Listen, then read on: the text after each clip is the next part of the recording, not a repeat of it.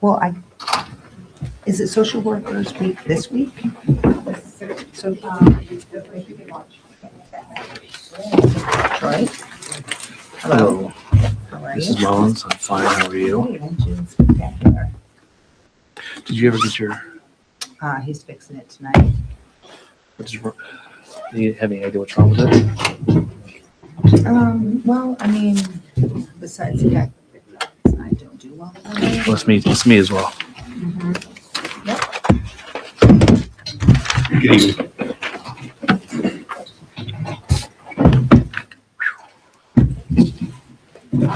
All right. Apologize for being tardy and the tardiness for the work session. So I'd like to call the February 24th, 2026 Elkhart Community Schools public work session to order.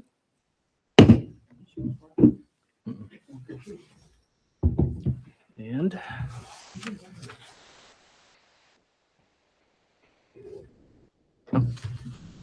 What do we do? George, you want to call up our first presenter? ETI. Thanks.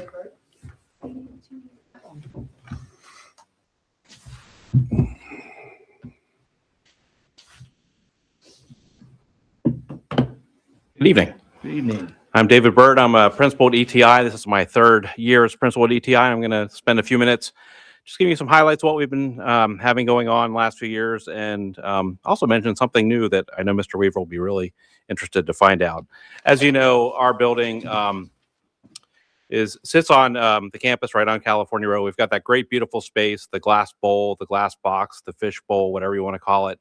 It's our great multi-purpose space. We use it for new teacher training, administrator retreats. And this year, in about a month, it will host the military ball for our junior ROTC.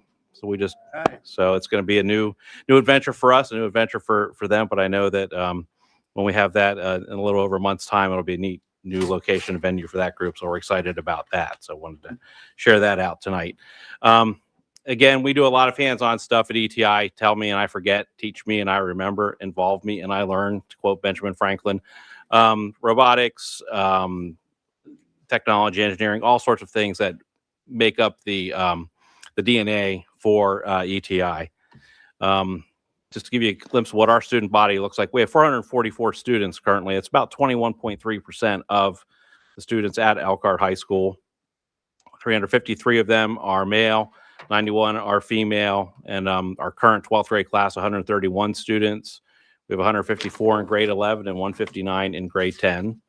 So again, 21.3% of the entire student body at Elkhart High School. Personnel, though, I've got 24 fantastic teachers, 10 in the ETI building, 14 in the main building. We have 2 ETI dedicated counselors plus the counselor in the early college division that help us out.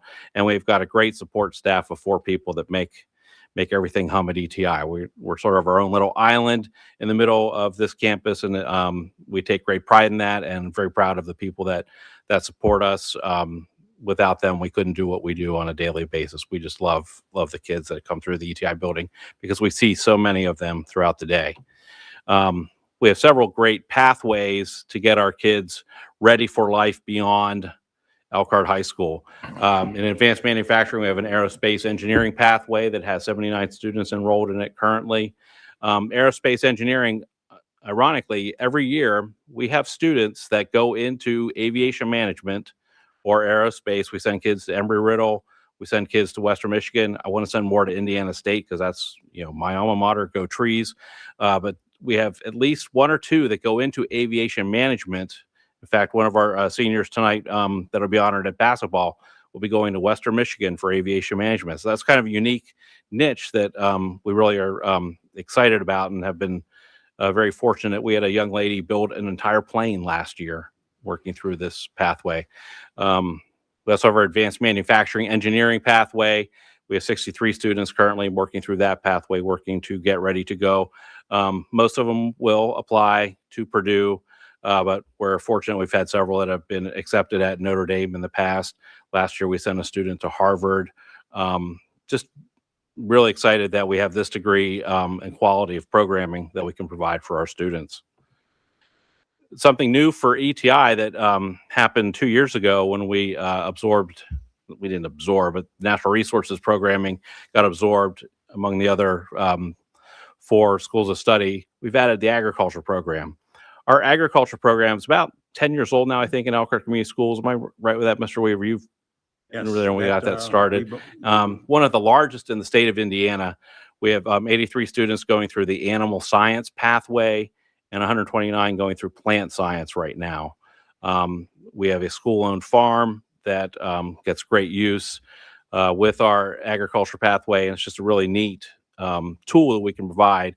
It was very exciting last week when we had a state FFA officer come and tour the school, hang out with our students, get to see the farm. She'd never seen a school-owned farm before. She was very excited about that.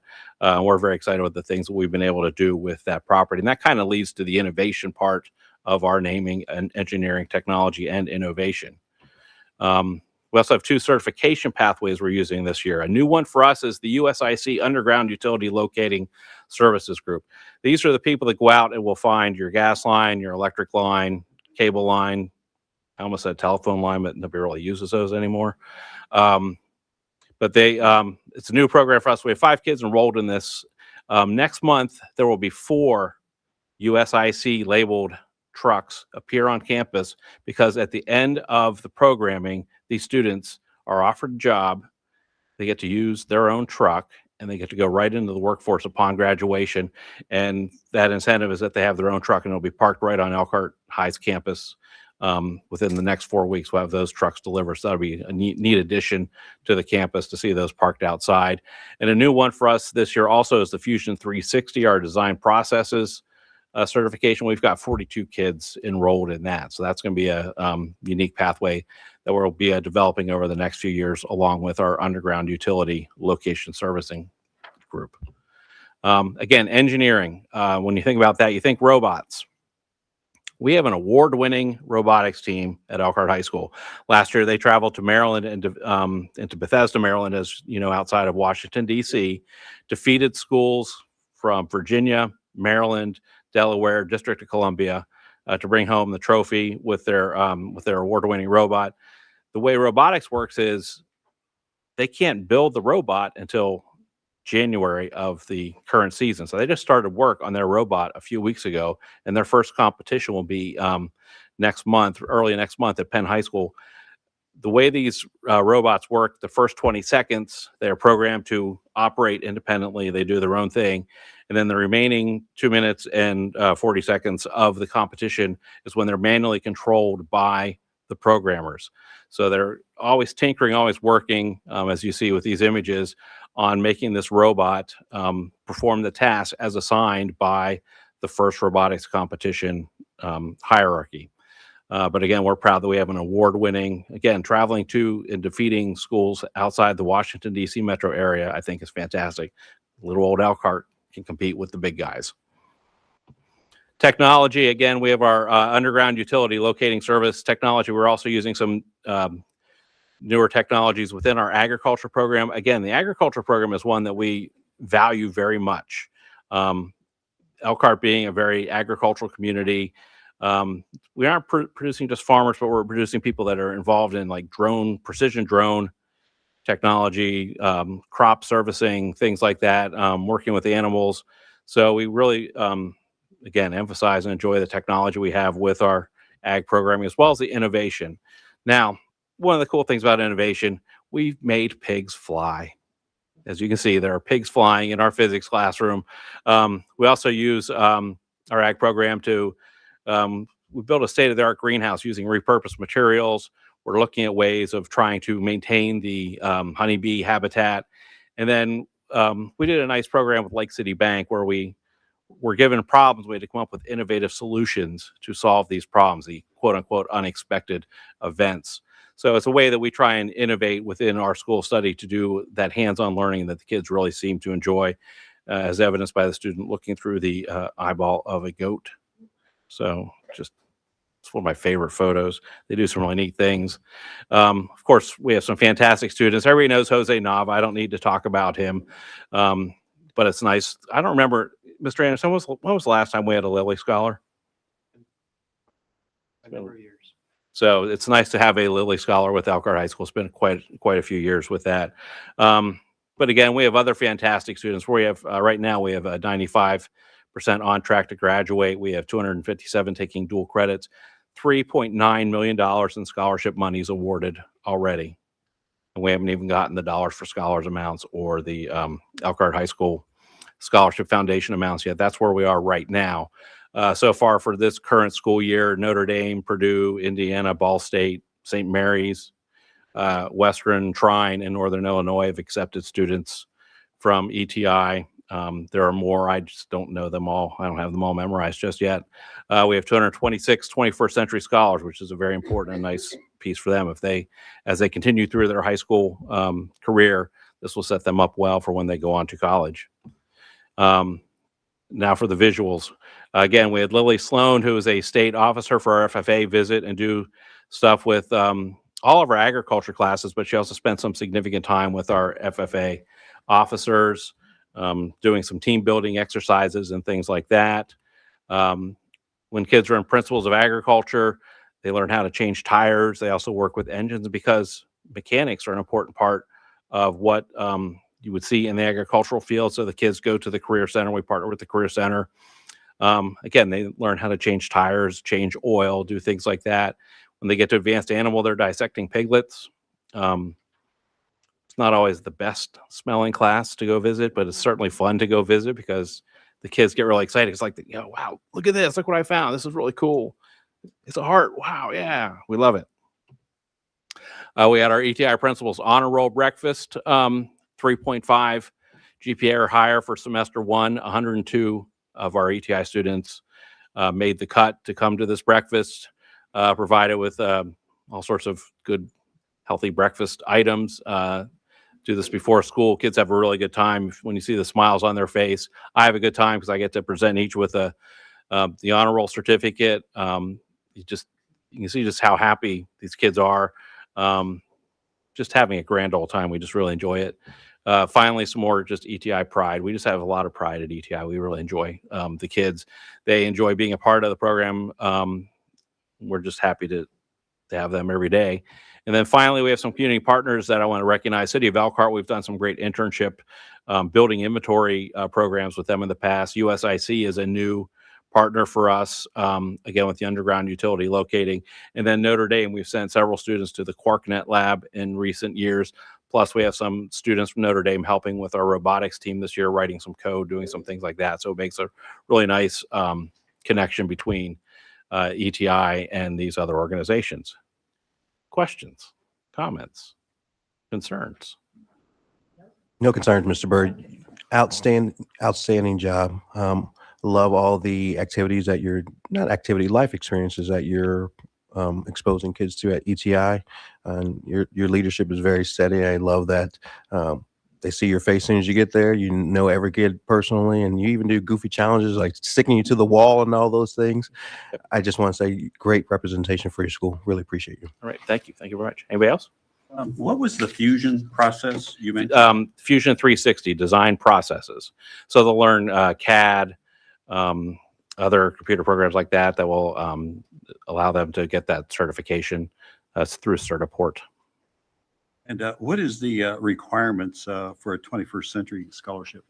That's something that started way back in middle school. Kids sign up. You have to basically, I forget all the intricacies, but it's starts in middle school and works all the way up through high school. If you get it at the end of high school, then it allows you to go to any Indiana college, tuition free, I believe.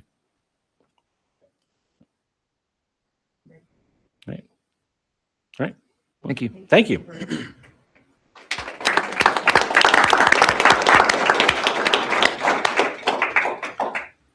Great. I do not know who's next. Health and Public Safety.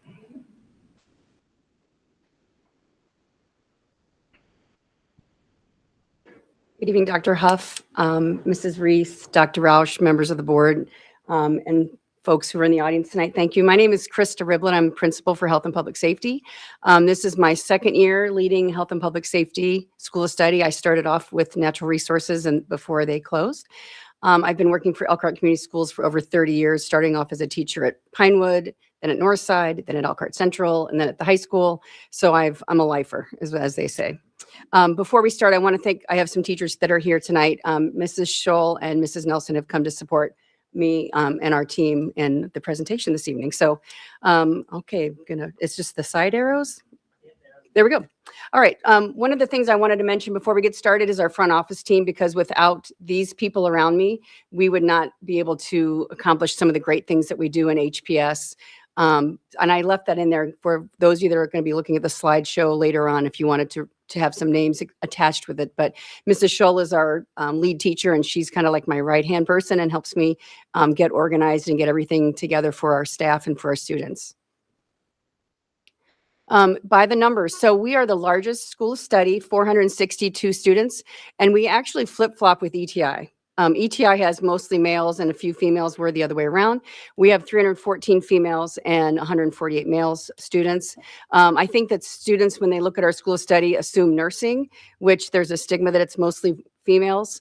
So hopefully in the future, we'd like to pivot and change that a little bit. I know Mr. Bird would probably like to, we could maybe even that out a little bit, but we have 64% of our students are minority, 36% white. And again, as I mentioned, we are the largest school of study. Our attendance is something that we really work very hard with. We actually had an attendance a contest that we piloted for the rest of the high school. Right now we're sitting at 89.35%, and that is since August. And this semester we have 70 students who have a perfect attendance and 12 that have perfect attendance since August 14th. I've also attached for you to look at later our attendance tracking sheet, which shows all of the meetings that we've been having, the students that we're tracking for attendance, what levels they're on. It's something that we touch and work with every day, having our attendance meetings with our students. So we have pathways, and many of our pathways are actually connected with the Career Center because we have a lot of crossover. That's part of the reason why we're located behind the Career Center. But our Project Lead the Way, those are our major pathways that we have within our building. Biomedical science, human body systems, and medical interventions.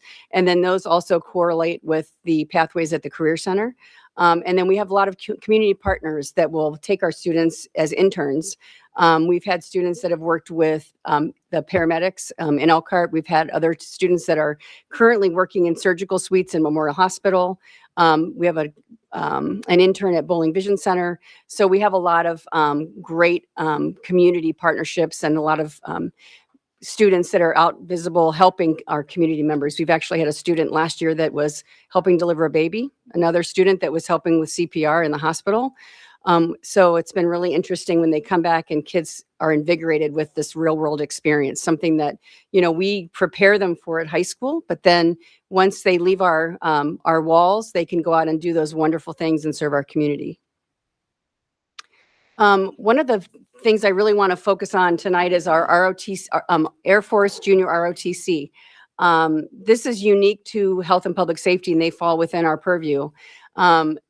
If you've been to a basketball game, you've seen them present the colors. If you've been walking around the building, you'll see them sometimes dressed in their fatigues, and I can see the pride in our students when they come dressed, whether it's in their blues or their fatigues. You can tell that it gives them a sense of pride.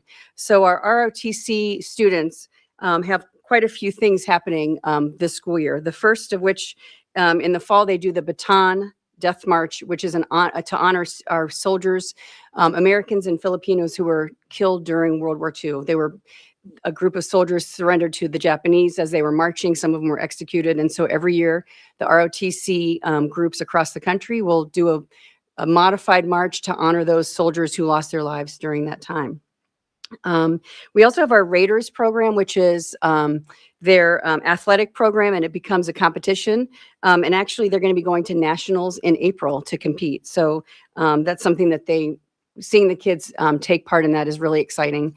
They have obstacle courses, they run the gauntlet, they do rope bridges, and there's a 5K run. Sometimes in the evening, you might see them running around the campus too, even in the cold. I see them out running laps. to prepare for that. As Mr. Byrd mentioned, we're having our military ball in ETI, and that is March 28th if you'd like to attend. And then in the spring, they'll have their promotion recognition ceremony where students will be getting their new ranks. How many are in that program? I have believe that we have 63 in that program right now. So there are several classes across the entire schedule. And so some students have them twice a day if they're working as student assistants or if they're running some of the coursework and teaching some of the cadets. And so their classes are organized based on what year they are in the ROTC. So you're just talking about the senior class? Yes. Okay. And then Project Lead the Way. This is our really hands-on pathway that we have for our students. And so what I wanted to do tonight is instead of having a bunch of slides to read, I wanted to talk a little bit about some of the things that we can show you that we do. So one of the things that Mrs. Scholl does in her classroom, we have an anchor activity, which is an entire semester where students analyze a crime scene. And that's the top right picture, if you see that. So sometimes we walk through HPS, and if you're not prepared for it and you walk by the open door, you'll see somebody laying on the floor with crime scene tape and maybe some blood splatter on the wall. And if you don't know what it is, it's a little disconcerting at first, but that is set up for an entire semester. And during this project, what students will do is they'll learn how to analyze a crime scene. They start to talk about blood spatter, fingerprints, trace evidence, hair analysis, and then they learn how to bring all of those, all that data together to create a report that might be presented like in a trial or in a police report. And then during the second semester, they start to study autopsies. And they'll use cow hearts, for example, to diagnose a cause of death. And I got to watch that last year. So the students will each be given a cow heart that have different diseases. And the students will then look through that cow heart and determine what was the cause of death. And then we look at the picture on the top left. That's our femur fracture puzzle. It's hard to say. Students will look at different bones and see how they were broken, what the diagnosis might be, and what it might take to kind of repair that kind of a fracture. And actually, we were just talking earlier about Lindsey Vaughn and the skier who almost lost her leg, and it was only because of the medical intervention that she had right away that was able to save her leg. But I think Mrs. Scholl said that's on tap for next year when they tackle that in class. Then we have our mannequin build, which is the bottom right. And so students over the course of an entire semester have a miniature mannequin. And what they'll do is they'll use clay to add, they start with the muscles and to place those and to know how they'll work. And then they later add blood vessels, nervous system, different body systems. And at the end of the semester, they'll have a completely built mannequin, which is really cool. And so the students go in and it's a really hands-on project, and they each have their own mannequin for the entire semester. So I want to talk a little bit about some senior successes, and then we're going to have more pictures about Project Lead the Way that I'm going to talk about. But our senior successes right now, we have students with over $2 million in scholarships, and that was as of 2 weeks ago. 37 of our students are getting academic honors diploma. We have 10, they're going to be technical honors. 88 of our students are going to be earning the core 40. We have 8 general, and we had 5 January graduates this year. And then, sorry, my glasses, I have to take them off. 37% of our students have completed the FAFSA up to this point, and we are the highest school of study with that completion rate so far. My juniors, so we have 139 out of 152 juniors have 30 or more credits. That's 91%. And then 91 students have a 2.5 GPA or higher. And then 71 juniors are enrolled in at least one AP or dual credit class.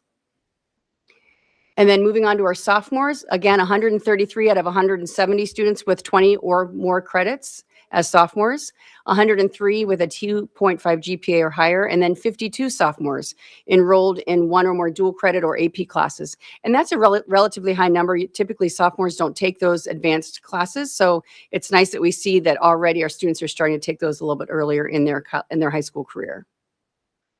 So then I want to get back to some more of the pictures. I just decided to put pictures up so that we could see some of the wonderful things we have happening in HPS. So if you take the top right, next to celebrations, we have a fetal pig autopsy that our students do. So they will, again, each student will have a fetal pig that they will work on. They'll start the process of doing a Y incision and then doing an autopsy, which includes weighing the organs and again, trying to uncover the cause of death. And then at the end of the project, the students will then return the organs, and which is what happens at the end of an autopsy, and then repair this incision so that just as a coroner would do. So students have that opportunity to really go through the process of a coroner a coroner would do on a fetal pig. We have our crime scene. We have Mrs. Shaw was our teacher of the month for McKinney's Realty, ROTC. And then we also partner with our the law enforcement program through the Career Center.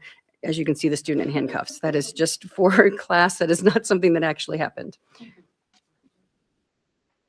And then it's worth mentioning, I just like to talk about the team of teachers and staff that we have in HPS. We do not have a 10th grade English teacher this year. So our English classes for 10th grade are spread across other schools of study. So it makes a little bit of a challenge for me to work with those teachers, but we make it happen. And again, all of our teachers, our security staff, front office staff, we all work really, really hard to help our students along to become the most successful students that they can be.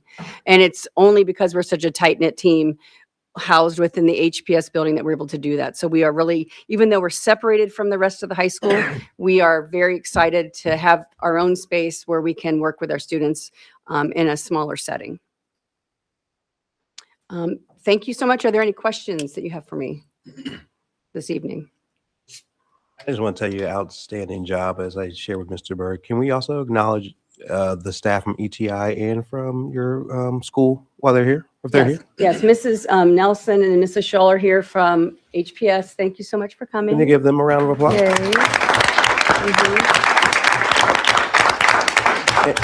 And there's a lot of activity that goes on at ETI, and I'm sorry, Human Services. You're everywhere around the school district. You are exactly what we look for in an administrator. I see you at football games. I see you at kids events. You're everywhere.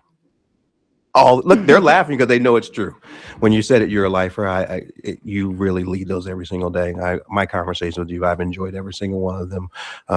Also, can you talk about when I was in Human Services, they have that HPS. Why I keep saying HPS, excuse me. Thank you, Ms. Mullins. When I was in HPS, one of the things that I saw was they received like a new type of, I don't want to say adult, but something that they can work on that talks about it's really high tech. It allows the kids to do a lot of the new like procedures when you give like CPR or respiratory failure. That's something that I think that's not really seen in other places. Can you talk a little bit about that? Well, I think that's part of in the Career Center.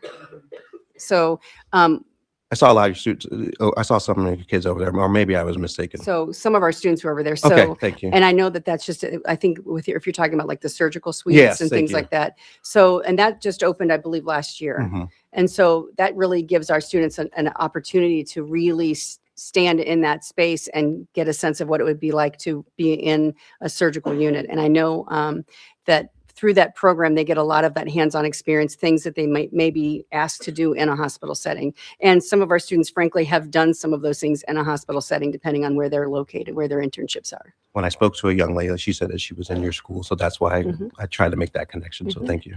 Yeah, thank you. I would just say the only class I've ever dropped out of in college was a bioanthropology class.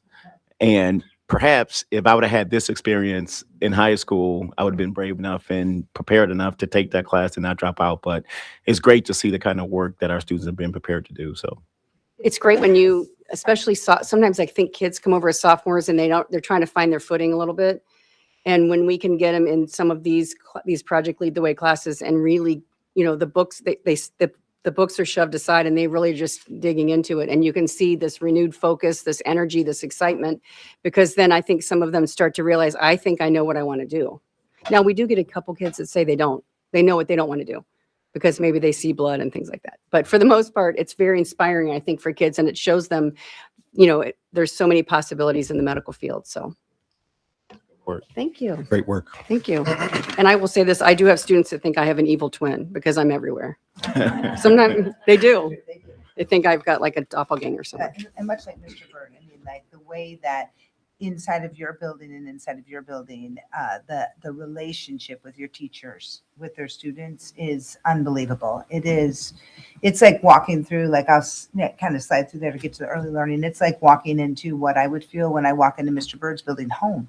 Mhm. Like the kids are home when they walk in there. And it's interesting to see how the teachers interact with students that aren't even theirs. They just know them. So that's a great job on your guys' part. Thank you. You're Thank welcome. you.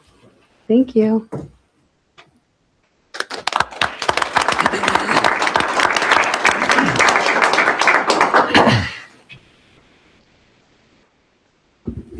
Next, Human Services. Good evening, President Scott, members of the board, Dr. Huff, and all the attendees here today. Thank you very much for being here. My name is Denny Trigg. I'm the Principal of Human Services. It's my privilege to be here to present our School of Study and all the great things that are going on. Trying to find the arrows here. We model the Elkhart Promise, the importance of relationships as we look at the Elkhart focus for EHS. Just really happy to be a part of this and make sure that we are working with all of our students and moving forward. As we look at human services, so we are the School of Study who's upstairs in the main campus of the primary building. The second floor is human services. We have 427 students in 4 different pathways at this time. We have early childhood, hospitality management, education professions, and human and social services. All 4 great programs, and I want to talk about each of them as we talk about our celebrations and what we have going on upstairs. Early childhood. This is one of the most fun things to talk about when we talk about our pathways and offerings. We look at the culmination of what students can do at the end of their college career readiness, life readiness plan. This begins April 21 and goes through May 8. And if you want to talk about really changing the vibe of an atmosphere, when you have 12 3 to 5-year-olds enter your building into a high school campus, the families that have put the trust in you to not only your teacher, Mrs. Burkhart, who does a great job with this, the building as a whole, but to know that it's our students that are working with these littles. It is such a proud moment. They bring a lot of energy, a lot of fear. You see all of the things that you would when you drop off a kid somewhere where they have not been. Tears, not sure how to address that change. And you get to work with these students and let them see the skills that they've developed to be able to manage this. And they do an outstanding job. It is one of my favorite hands-on 3-week processes with these littles coming into our building, working with these students throughout the day. They're there for 2.5 hours, Tuesday through Friday for 3 weeks.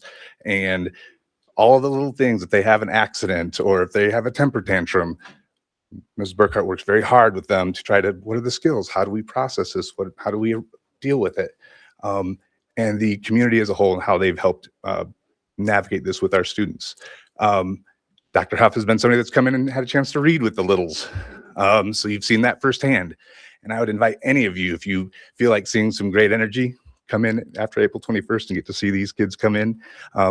Once again, it's not just about the littles, but it's about these students and knowing that they've developed the skills to work with them. Because it's a scary time for them to actually get hands-on and see some of these experiences that they've seen in a textbook, they've had the chance to kind of work through, but to see it firsthand is just really great to see. And that's just something I think that we cannot celebrate enough as they work through this pathway.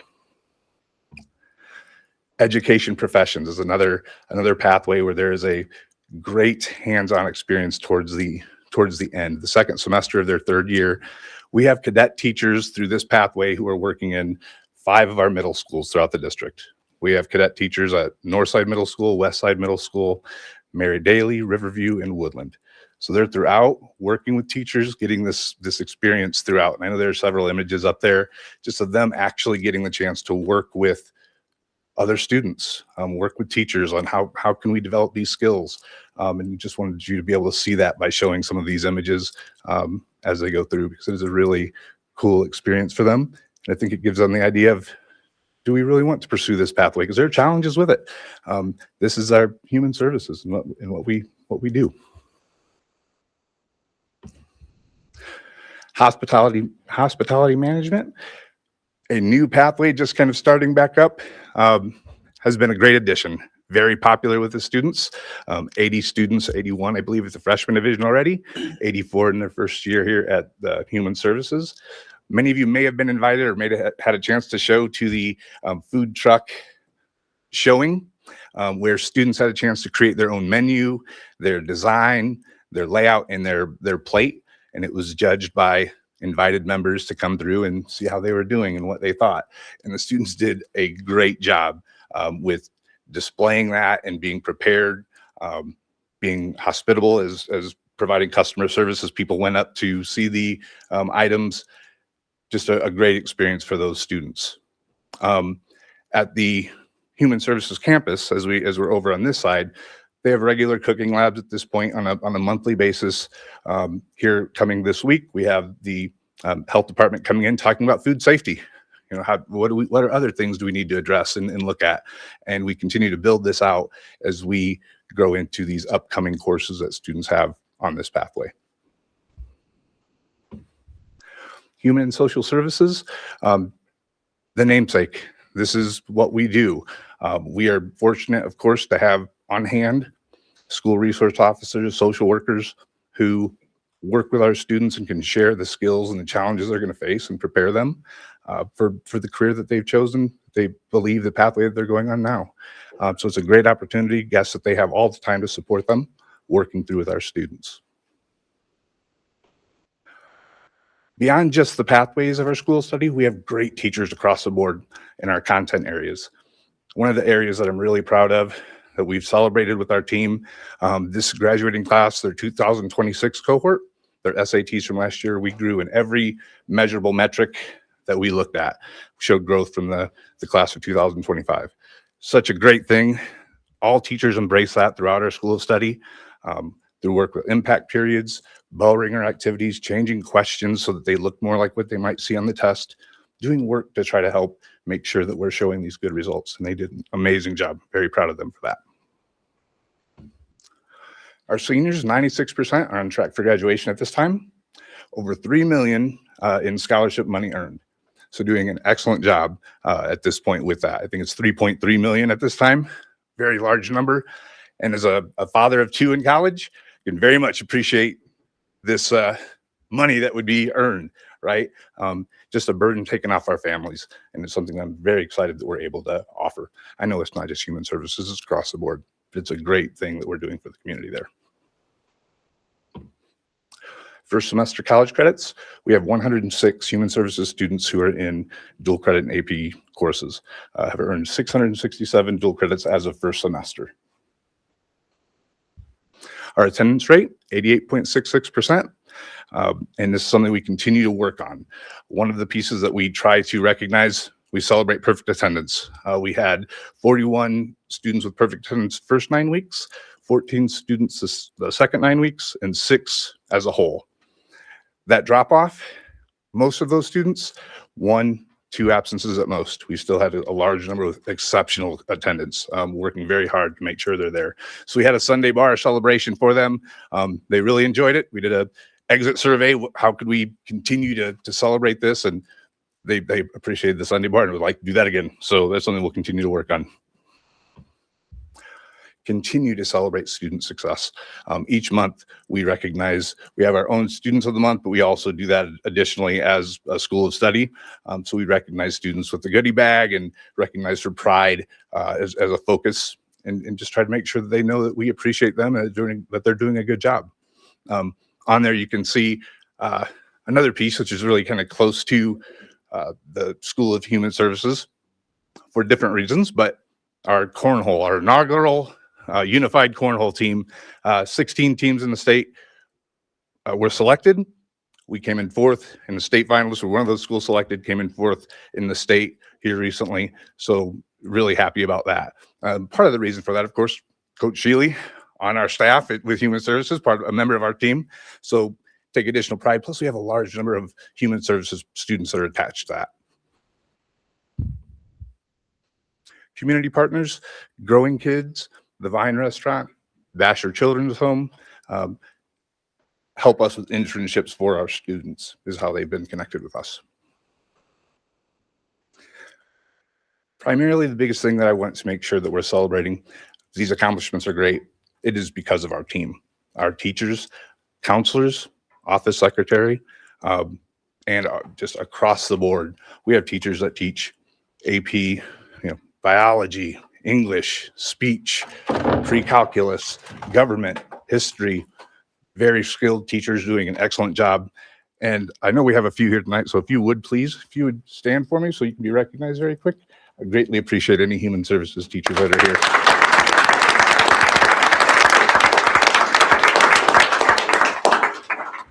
Couldn't do these things, of course, without these great teachers and staff, and I'm very grateful for them. Thank you. Any questions? Questions? No question. I'll just make a quick statement. Not to suggest that any other educator is not, but I will say that Ms. Burkhart is amazing. I got a chance to, as did Dr. Huff, get a chance to read to the littles. And you're right, the spectrum of the students that come in and her ability to just navigate that seamlessly, all while still providing instruction was great to see. So I just wanted to make sure that she got that shout out. Absolutely. Yeah. Thank you. And also complimenting your cadet teachers because I've been able to see them firsthand in the elementary schools. I'm pretty loud.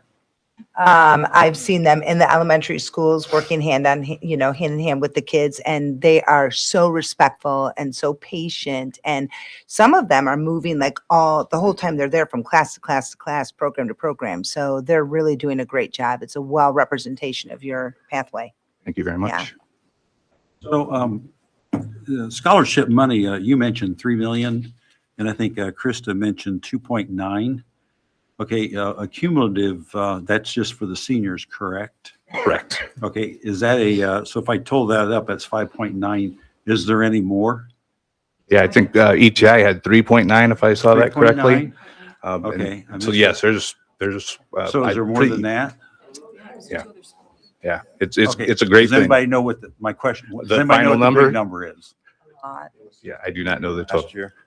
Okay. And Yeah. they do a wonderful job of meeting on a monthly basis to keep track of that. And sorry, I was speaking to that. They do a wonderful job meeting on a monthly basis to keep track of that. I know they hound the students once they get an acceptance letter to kind of keep up to date with that. So, Mr. Trigg, I know that when we met at our data meeting last year, it was a very huge point of pride with you, with your team. So, I think we will exceed what we earned last year as well. That's a huge win for our Our- student body as well as our community here. Well, too. and I think the dual credit attainment across all the schools, I think can't be overstated. Pushing kids to challenge themselves earlier, as I think Ms. Riblet said, is something that we encourage. Kids can do hard things, but they can do it greater things with the skills of expert teachers and leaders like yourself. So I just want to say I appreciate you. And also, you just have a very calm demeanor about yourself. I was like, oh, I love the way that you carry yourself and the pride that you have in the district. Thank you for all that you do. Thank you. Appreciate it. Thank you.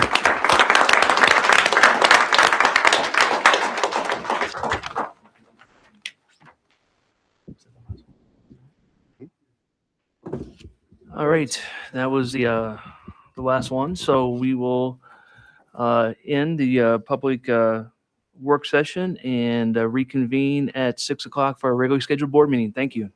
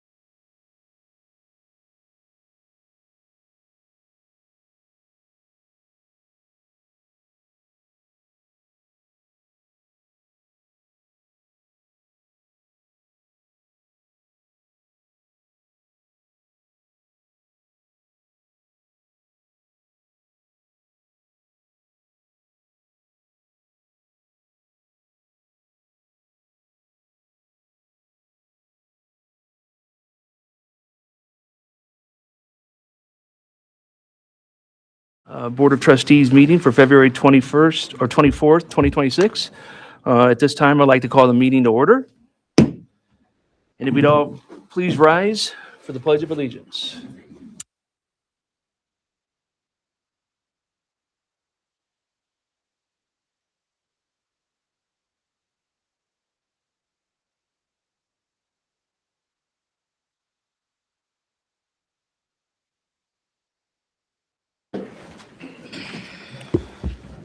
Next on the agenda, we have the Elkhart Promise. Mr. Ivory. Absolutely.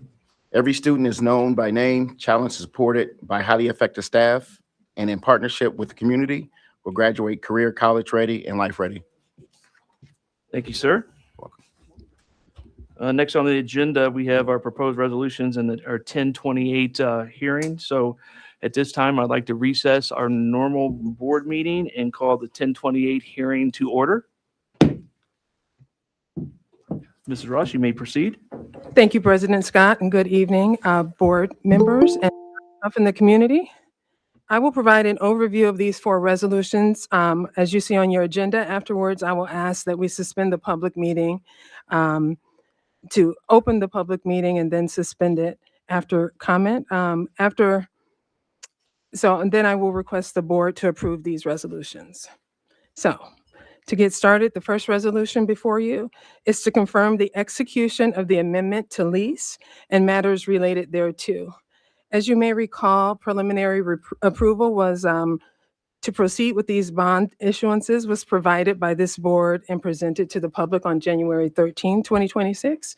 So tonight's amendment will allow the building corporation to issue up to $6,865,000 in 2026 A bonds and up to the same amount in 2026 B bonds to finance the district-wide elementary school facilities projects and the district-wide secondary school facility projects respectively. As a reminder, the elementary project will provide consistent and improved aesthetic over our remaining elementary schools, and the secondary project will include but is not limited to mechanical, roofing, and other maintenance needs at the secondary schools.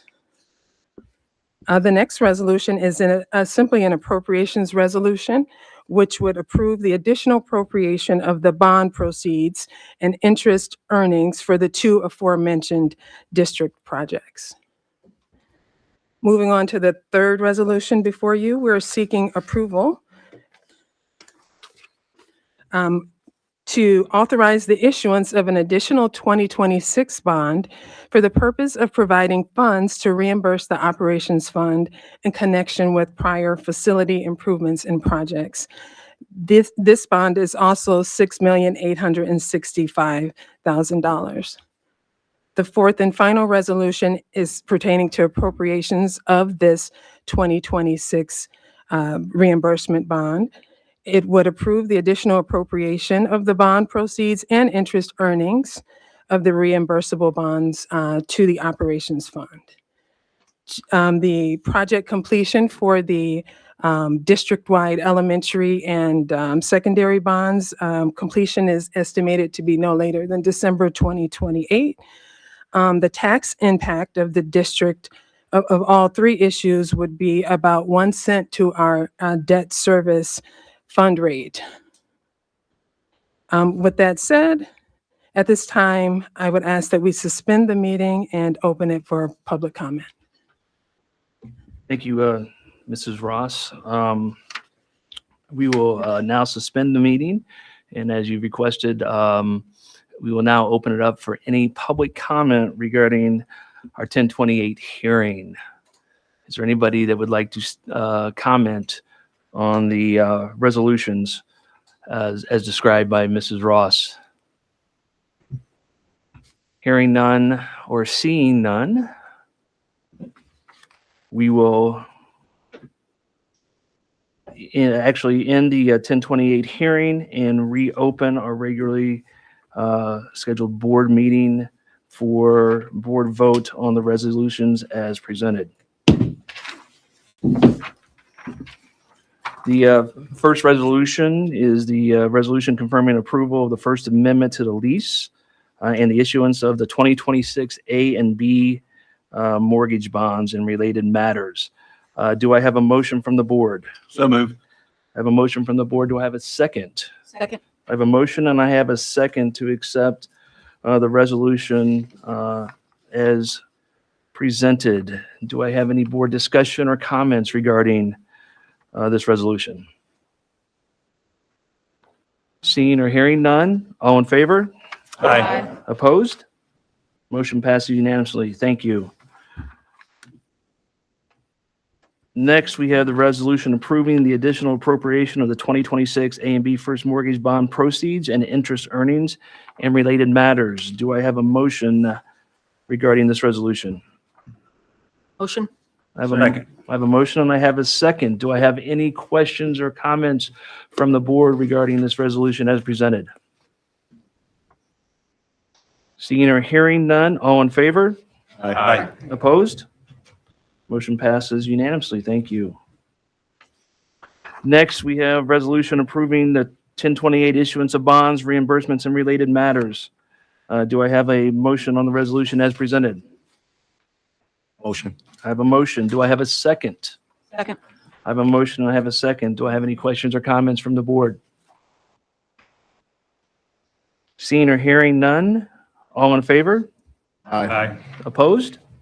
Motion passes unanimously. And lastly, we have the resolution approving additional appropriations of the 2026 general obligation bond proceeds and interest earnings and related matters as presented by Mrs. Ross. Do I have a motion for the resolution as presented?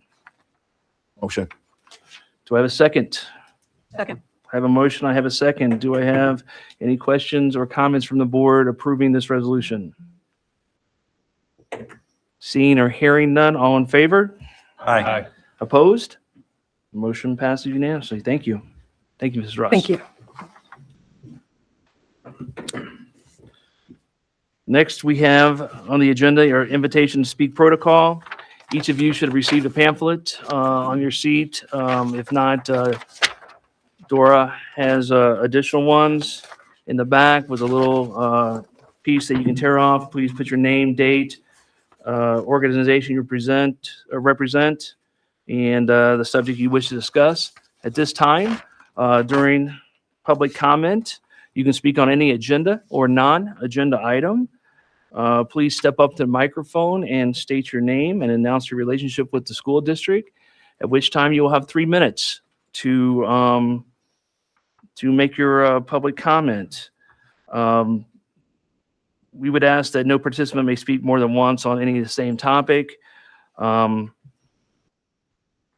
also we ask that because of the Family Rights and Privacy Act, if any of your comments or commentary deals with personnel or personal student issues, please refrain from mentioning any names as those are related to those issues, as this is not the appropriate venue to exercise those types of matters.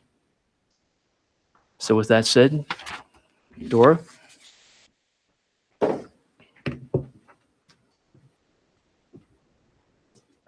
Okay, thank you.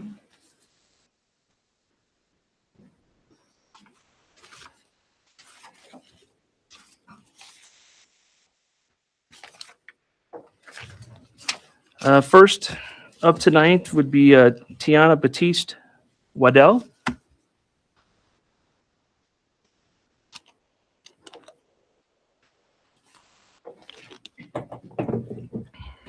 Good evening, Good evening. Dr. Huff, Mr. Scott, and ECS school board members.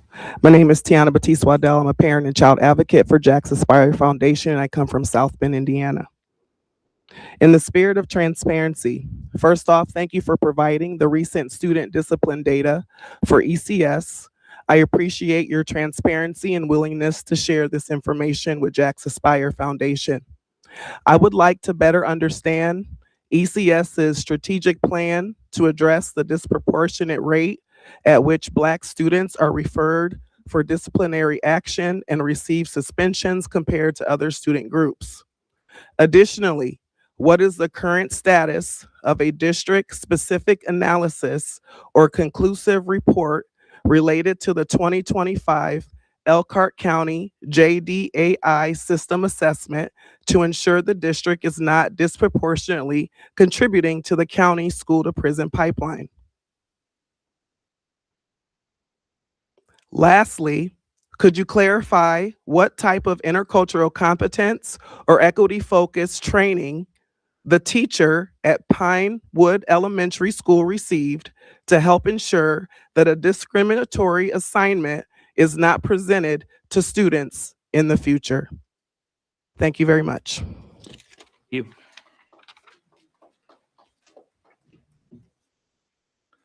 Next, we have Dorothy Burgraff.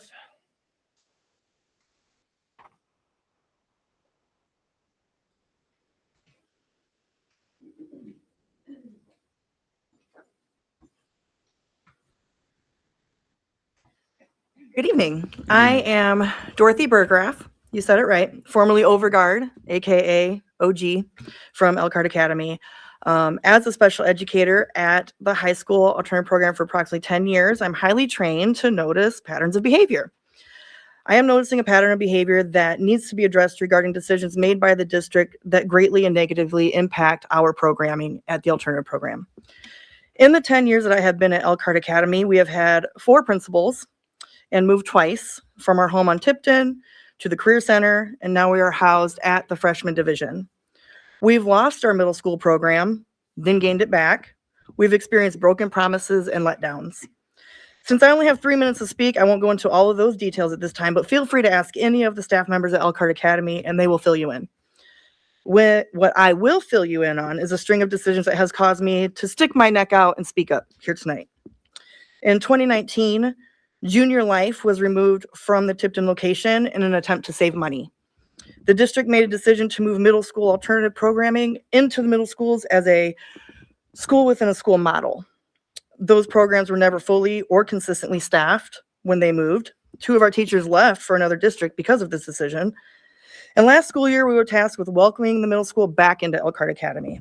However, the middle school program was never fully staffed, and we were forced to start a program that had 3 teachers. A special education teacher, a social studies teacher, an English teacher, and then 1 TA, and an academic dean. We were never able to fill the science and math positions, which means that our Pride Middle School Academy students never received adequate instruction in math and science from a licensed educator in those subjects. Aforementioned staff members have since left. Our middle school still isn't fully staffed, and recently, our high school program has had to move 4 of its teachers to middle school after being told that our high school staff would not be moved to work with middle school. While the high school students are now left to attempt to earn credits through Apex, and they are struggling. Prior to this semester, students were receiving live instruction with highly qualified teachers at the high school level. We've had the district admin come to our building through all of these changes in the past with a pad and pencil to take note of what our concerns are, each time hoping that this time will be different. However, many of us do not feel heard because it seems that our concerns were never truly addressed nor taken into consideration when the district bulldozed changes through our building without even having the staff to effectively implement these changes. Fortunately, we're flexible and we currently have great building leadership through Mr. Hammondtree. Sorry, I'm not supposed to mention names, but he's amazing, to help us guide us through all of these changes. The pattern of behavior that I am noticing is that our program gets overlooked and forgotten. Our program has been treated as a place to dump, to remove programming and seen fit by whatever administration at the time thinks is best, with little to no consideration of the people that call Elkhart Academy a second home, a family. Not to mention, we continue to raise graduation rates year after year and save students who may otherwise drop out. I'm out of time, but thank you for your time. Thank you for your consideration. And I just hope that moving forward, the board, school administration really thinks thoughtfully and carefully about the decisions that are made at the alternative program, because these are our most needy students in the district. Thank you. Thank you.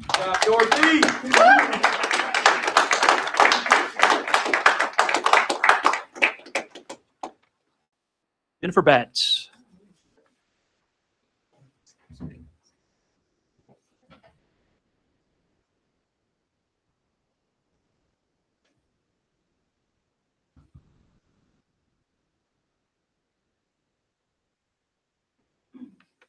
Hi there, board members. I am Jennifer Batts, also at the Academy with Dorothy. I'm a high school math teacher at the Academy. My colleague Dorothy spoke on the Apex programming at the high school that was forced into us because of 4 of the high school teachers moving to the middle school. School enrollment is down because of that, and graduation numbers are dropping because of the Apex programming. Our students need to be taught as we used to do prior to this semester. Please consider letting us go back to regular programming after getting us fully staffed, including a counselor. Mr. Hammontree has done a great job, but you have overloaded him too much. I'm concerned about where we're being moved.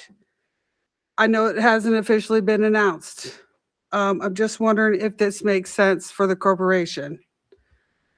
I don't really know what to say other than maybe you've decided to use our area for something else. But one of the things that does concern me that's really nice about where we're at now is that security at Central is already there. And then there's also police officers there. So we have security issues. It's right there. We can utilize it. I'm just thinking also out loud that a downtown school seems like to be a better place maybe for the move because we have a lot of students in that area that come to our school, the alternative school. So that's something else I would want the board to consider. I appreciate your time. Thank you.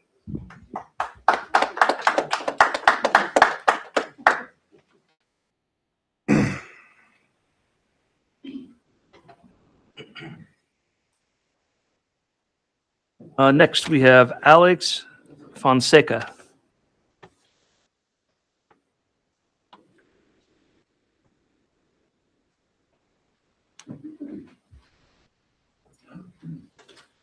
Good evening, everyone. Thank you for the chance to speak here tonight. I'm here to advocate for Hawthorne and the wonderful staff and all the services that they provide. I'm blessed to be the father of 3 wonderful kids. My 5-year-old Max, he's autistic and he used to be nonverbal, right? As a parent of a kid with special needs, you face many challenges, right? And one of them, which is very important, is finding the organization and a team and a staff that, is able to support and is able to educate and is able to help your kids grow and develop skills, right, that can help them have a quote unquote normal life, right? So 3 years ago, we were fortunate enough to find Hawthorne, and I couldn't speak enough great things about them. So Max has benefited from going through their PACE program, and he's currently in their Title I pre-K program. And now Max is able to communicate his needs verbally himself. He's able to dress himself. He's able to feed himself. He's able to regulate his emotions. He's able to brush his teeth himself. And we're hoping that next year he's going to be able to be ready for pre-K. For kinder, I'm sorry. And, for those of you who don't have a kid with special needs, it's a pretty big deal, right? And we owe that growth to the amazing staff that they have over there at Hawthorne and the dedicated services that they provide and all the special spaces and that they also have in their facility, like their sensory room, where kids can have a safe space to be able to regulate their emotions and go back to the classroom when they're ready, right? The motor room where they can build confidence and be able to improve their, coordinations, like grabbing a spoon or a fork to be able to feed themselves. They have obviously treatment spaces where special ed personnel can give therapy services, and last but not least is their wonderful staff, right? We spent 3 years there, and we've been blessed with the opportunity to drop off and pick up every day. And you can tell and see and feel how that staff is a true team and how they care and treat kids as kids, not just numbers. I think they all know every kid's name, and you can tell the difference because kids go in with a smile and they come out with a smile. My son Max, who's 5 and autistic, loves going to school. He's excited every morning to go there, and it's because of the amazing staff and the services they provide. Now I understand the need to be efficient, right? As a business owner, I understand that you need to, improve your efficiencies time after time. But I just hope and pray that as you guys continue to make your final decisions, you take in consideration keeping the staff together and be able to make sure that the kids that are after Max don't lose those services that they provide that are Hawthorne. So I just pray for your guidance, and as you continue to make these difficult decisions, to please take that into consideration and look at our kids as our future and not just numbers. So thank you for your time. Very well said.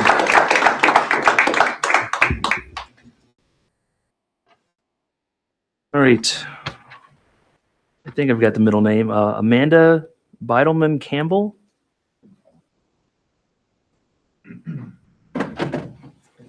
Biddleman.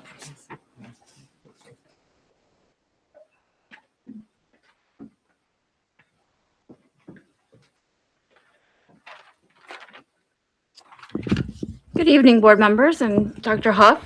Beidelman Campbell was correct. I thank you for the opportunity to speak. Please forgive me. I'm going to try to get through this without crying. I am here to speak about my daughter and the special education at Riverview. She is a student at Riverview, even though the consolidation dashboard did not calculate the special education in the general education classrooms. But I assure you, she is a student at Riverview. For my daughter and so many children like her, familiarity and stability are not luxuries. They are essential for learning, for their confidence and emotional well-being. My daughter thrives where she is because she feels included. She is known not only by her teacher, whom she adores, but by the entire staff. They greet her by name and with great big hugs. They understand her needs. They celebrate her successes. These relationships cannot simply be moved or recreated somewhere new. She was in cheerleading this year, which was made possible because she grew up with these kids, with these girls, her girls, as she calls them. They know her and love her. With this proposal, we are going to have to make a heartbreaking choice of her special needs friends or her general education friends that she has grown up with. Inclusion is more than a policy. It's a daily experience of being welcomed, supported, and valued. Removing her from the community she would take away her very foundation that helps her grow. I respectfully ask you to keep special needs classes in with their general education peers where our children are safe and supported. Thank you. Thank you.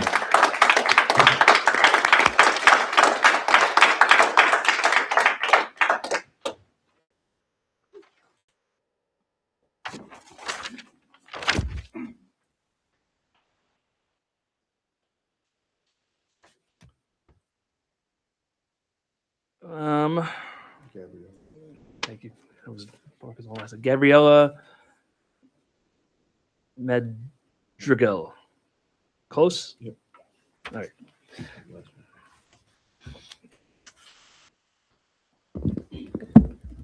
Good evening, board.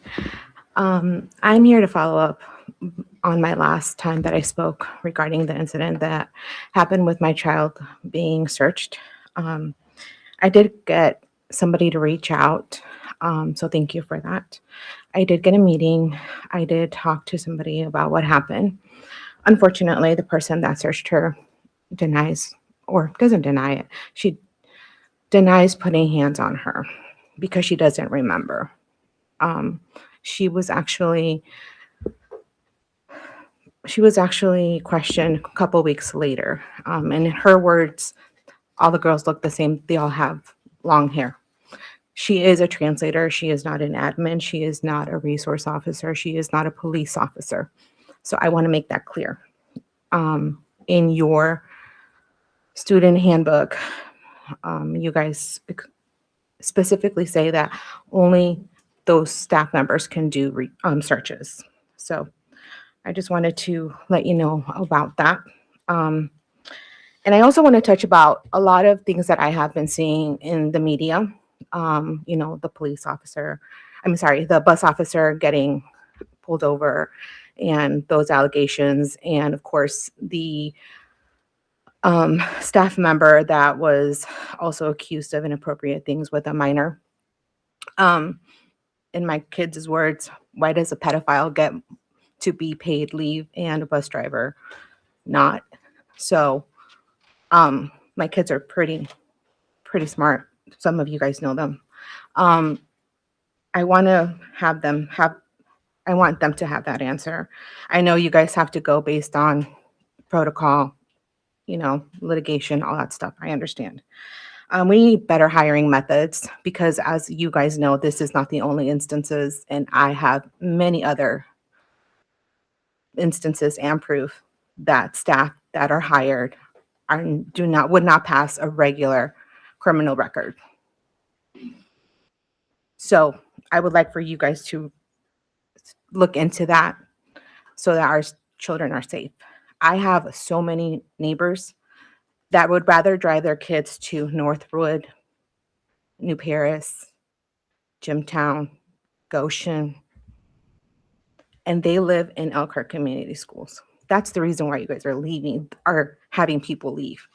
Lack of transparency, lack of communication, lack of accountability, and I think that's your answer. So thank you for your time, and I hope you guys really do look into this and work on it.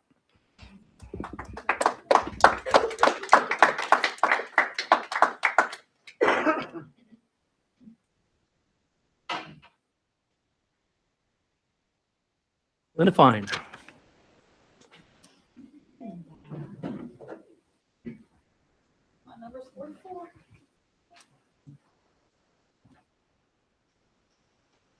Hello, everybody. I'm Linda Fine, and I'm just going to read what I say. Elkhart Community Schools is a place where students are to be known by name. I challenge our leadership with this question, though. Do you know your staff by name? This past Friday at 4:30 p.m., many teachers were given RIF notifications via email. 4:30 on a Friday. Teachers who are dedicated to Elkhart Community Schools, teachers in positions that were posted for 3 years or more, teachers on school-wide committees, teachers that are sponsors, co-sponsors, coaches for student groups, teachers that have binding contracts with Elkhart Community Schools, teachers that have some of the highest E&L improvement and pass rates, teachers who have an overload, teachers who are highly effective, teachers that are wanting to teach, teachers working towards certification, teachers who are passionate about helping students learn, veteran teachers earning an additional certification. Many of these teachers are on emergency permits or in a transition program, but in my experience, this type of notification isn't standard practice because it didn't happen last year or for the past several years. Board policy actually states that RIF notifications are required between May 1 and July 1. Is this expectation that these teachers hang on and hope for the best, reapply when those positions are needed and unfilled in the fall? Leave Elkhart in the dust? This has created more stress as these teachers are now scrambling to complete certification while teaching. Many had plans to do so in the summer because no deadlines were given to them as to when the credentials needed to be complete. I would hold that leadership, both at Elkhart Community Schools and ETA, knew notifications were coming. If you knew your staff or your membership, a conversation before these emails would have been the right thing to do. Was there no one to call these people or have these conversations? Everyone in leadership owes these teachers an apology. Elkhart keeps on Elkharting, and in the process, we'll lose incredible teachers that are just seen as positions, not people. Thank you.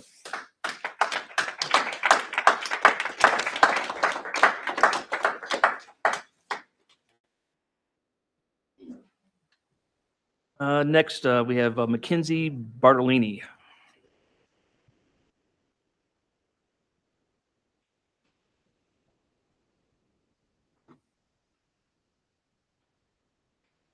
Hello, I'm Kenzie Bartolini. I'm a parent and a taxpayer. I have a speech here, but then I kind of went off the cuff. I want to ask Mr. Burnett, did you hear that last speech? Because I did hear you talking to Mrs. Mullins while she was speaking. So I just wanted to kind of call that out. I don't like being interrupted, so I just want to make sure that that's very clear. That doesn't happen while I'm speaking. Yes. Yeah, we sure did. Thank you. Thank you. I'm a parent and a taxpayer, like I said, and a graduate of this district. I'm here because working families in the community are struggling and the decisions being made are making it harder. When school is canceled at 6:40 a.m., which I did email Dr. Huff about it, or at 7 in the morning for a 7:30 start time for elementary schools, that puts families in an impossible position to do childcare for I'm in a working home, both of us work. It makes it very hard and very last minute. And I don't think that's safety for our kids. I think that our kids are not safe if they have to stay home alone because they don't have anybody home. They're forced to scramble, and if closures are necessary, we understand, but families deserve just earlier, more responsible communication. We're also closing 5 elementary schools. I understand hard decisions have to be made, but why are we selling buildings instead of using them to expand student opportunity? We have alternative education programs, STEM, tutoring needs, SAT prep, iRead, and yet we're shrinking instead of investing. 2 third-grade classes the other day were combined under one teacher because there was no substitute available, and that's really not sustainable. My student is in iRead this year, and with her having a combining class, that just is very hard for her to learn. And then I heard Dr. Huff in the last meeting, you spoke about transparency, and I appreciate that. So I'm asking for it. Where's the transparency regarding the transfers from the education fund into the operations fund? Where's the clarity about how the rainy day fund is being used while we're closing schools and saying we don't have enough? I'm willing to pay taxes to support our schools. And actually, I just asked this business owner back here, he came up to speak. I asked him, he said, I'd be more than willing to help donate to Elkhart Community Schools to help them. We're called Elkhart Community, so act on it. Other districts use their communities, businesses, churches, local partnerships to support students. Meanwhile, we have families struggling to eat one meal a day and being asked to supply entire classrooms. Right now, this district feels like it's in a tornado, lightning, thunder, hail, and instead of using the resources we have, we're watching the storm. These issues can be fixed, but only if we stop protecting systems and start prioritizing students, not administration raises, not start staring at a rainy day fund during a storm, but by working together for the kids. Thank you. Thank you.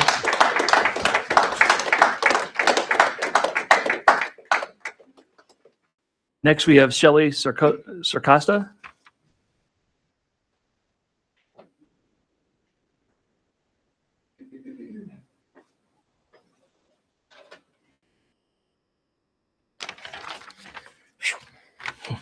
Good evening, members of the school board, community members, Superintendent Huff, and incoming Superintendent Reese. My name is Shelley Sarcosta. I came to Elkhart in 1997 to teach students with moderate to severe disabilities at Northside. At that time, there had never been an intense program. I was a first-year teacher given an empty classroom with no desks, materials, or sensory supports. Just 6 students and 2 paraprofessionals determined to build something meaningful. Together with support from families and staff, we created a program that exceeded expectations.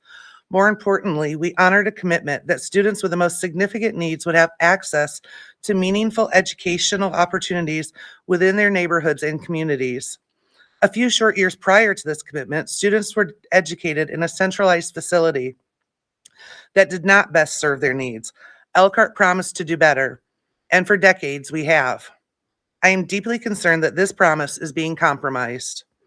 Currently, we have intense classrooms in 5 neighborhood buildings where students are included in their communities and their families have accessible support. The proposed consolidation would move these programs into 3 buildings that have limited or no previous experience with these types of students. In 2018, I was moved to Riverview. While elementary was not originally my plan, the staff, families, and neighborhood welcomed me wholeheartedly. That sense of community matters. When my home suffered a fire, colleagues showed up before I even got there. A former student helped locate my missing dog. This is what neighborhood schools provide: connection, trust, and immediate support. Those connections will not be the same if our students are bused across town, separated from their neighborhood and siblings. Under the current proposal, families would be reassigned, probably to Feeser, Mary Daly, and Beardsley, that have limited or no recent experience servicing these students. Families will have to choose between sending siblings with their neighborhood peers or keeping them together as a family in a different building. Many of our families rely on walking, carpooling, or being within close proximity to the school in order to respond to medical emergencies and behavioral emergencies. Transportation and access are not minor details. They are essential components of safety and participation. Creating a new intense classroom is not as simple as moving furniture. These classrooms require specialized equipment, safety considerations, and physical modifications. Existing classrooms will need to be dismantled and packed while we continue serving students with high complex needs. Staff in the receiving buildings will require training and preparation. Safety protocols must be carefully reviewed, and particularly as the proposal would cluster multiple high-needs classrooms in a single building. Emergency procedures, including natural disasters and active threats that require significant staff and planning, will be needed. This year alone demonstrates the fragility of our current staffing levels. At Riverview, we began the year with 2 intense teachers, 2 paras, and 16 students, an already challenging ratio. We are now serving 14 students with 1 teacher, 3 paras, and 1 part-time sub. These students have complex academic, medical, and behavioral needs. Our success is dependent on the extraordinary support of building administrators, of our secretaries, and of our general education teachers who are on a daily basis diapering students and feeding students, as well as helping us in crisis situations. And I know my time is out. I think I have a backup plan. Thank you very much. Thank you.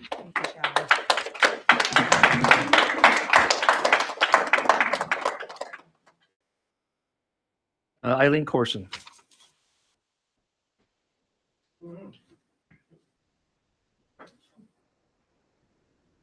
My name is Eileen Corson. I am the backup plan. I know that she started reading here, but it'll be easier for me here. This year alone demonstrates the fragility of our current staffing levels.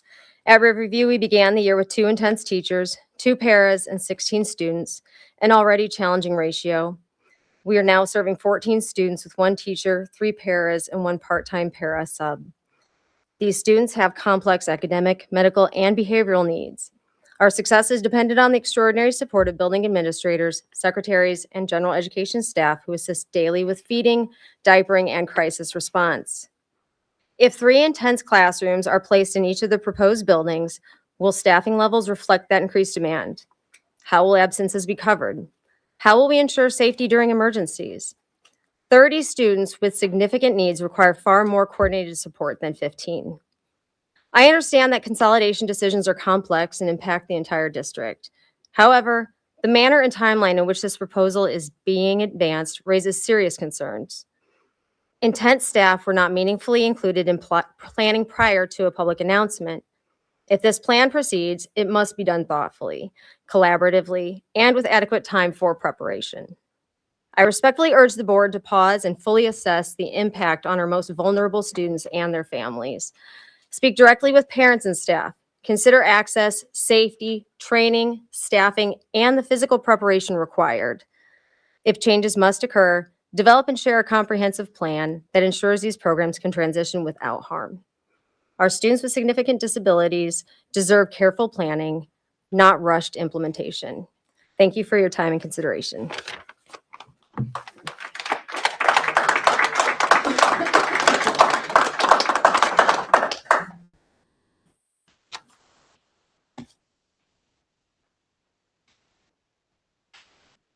That concludes our public comment tonight. Next on the agenda, we have Salvation Army.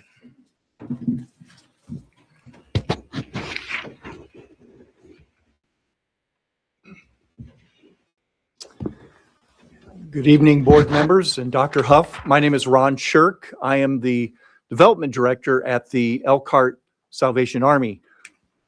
Back last year, I began a conversation with administration here at the school in regard to the possibility of doing a partnership together of a food drive that would provide food for our pantry, which in turn provides food for families right here in Elkhart Community Schools. I received a lot of very favorable response from the administration, and that began a process of actually planning out a food drive, which we were able to hold last November. And as a result of that, we had, I think, a very successful start for, I hope, just the first year of many years that we can work and collaborate together. Among all the schools that were participating, which was basically all the schools, including the administration buildings and other buildings, we collected over 7,000 pounds of food, non-perishable food for the pantry. If you take that number and you equate that into meals, that would be about 5,833 meals that were made available to families, to children, right here in our community. So I'm here to say thank you to this school system. I appreciate the partnership, the collaboration that the Salvation Army and the school system can work together. We're helping our community. We're working to provide the nutrition for kids to do their very best and have excellence in their education. So thank you once again. We appreciate that collaboration. Thank you. Thank you.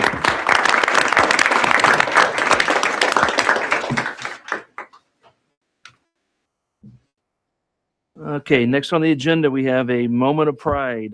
Mason Erlacher and Jania Walker. Please step forward.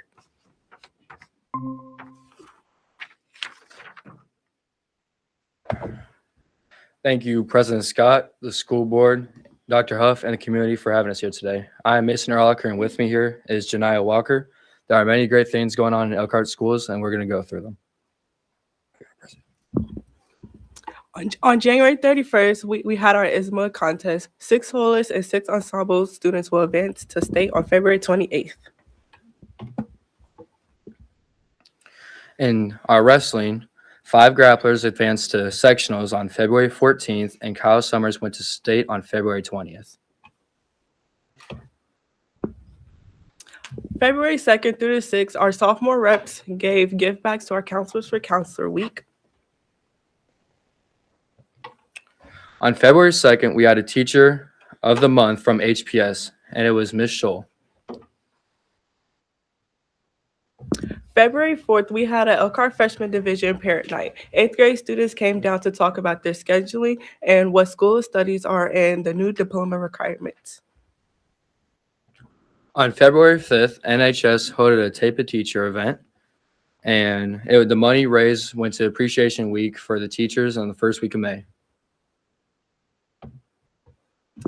On February 9th, 25 students raised $9,500 for Scholars for Dollars. These help provide scholarships for the Elkhart students. We had an FFA visit February 10th, and the FFA State Treasurer, Lily Sloan, came and talked with our students and led activities. February 14th and 15th, our bowling club took 6th in state.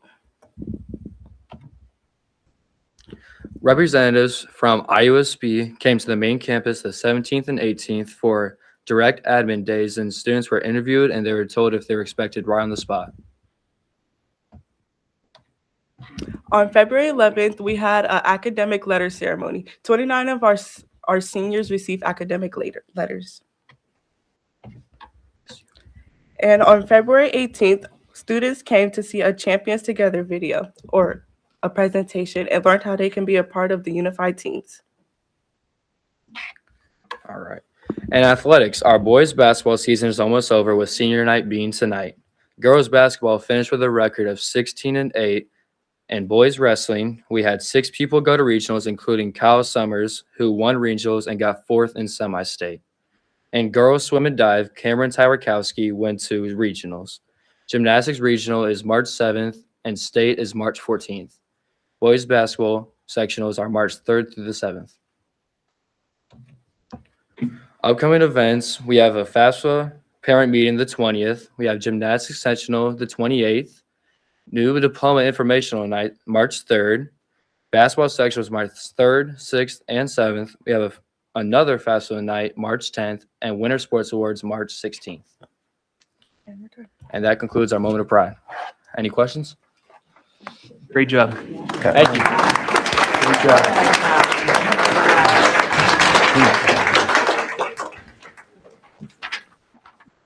All right. Following that, we have an update from Chartwells.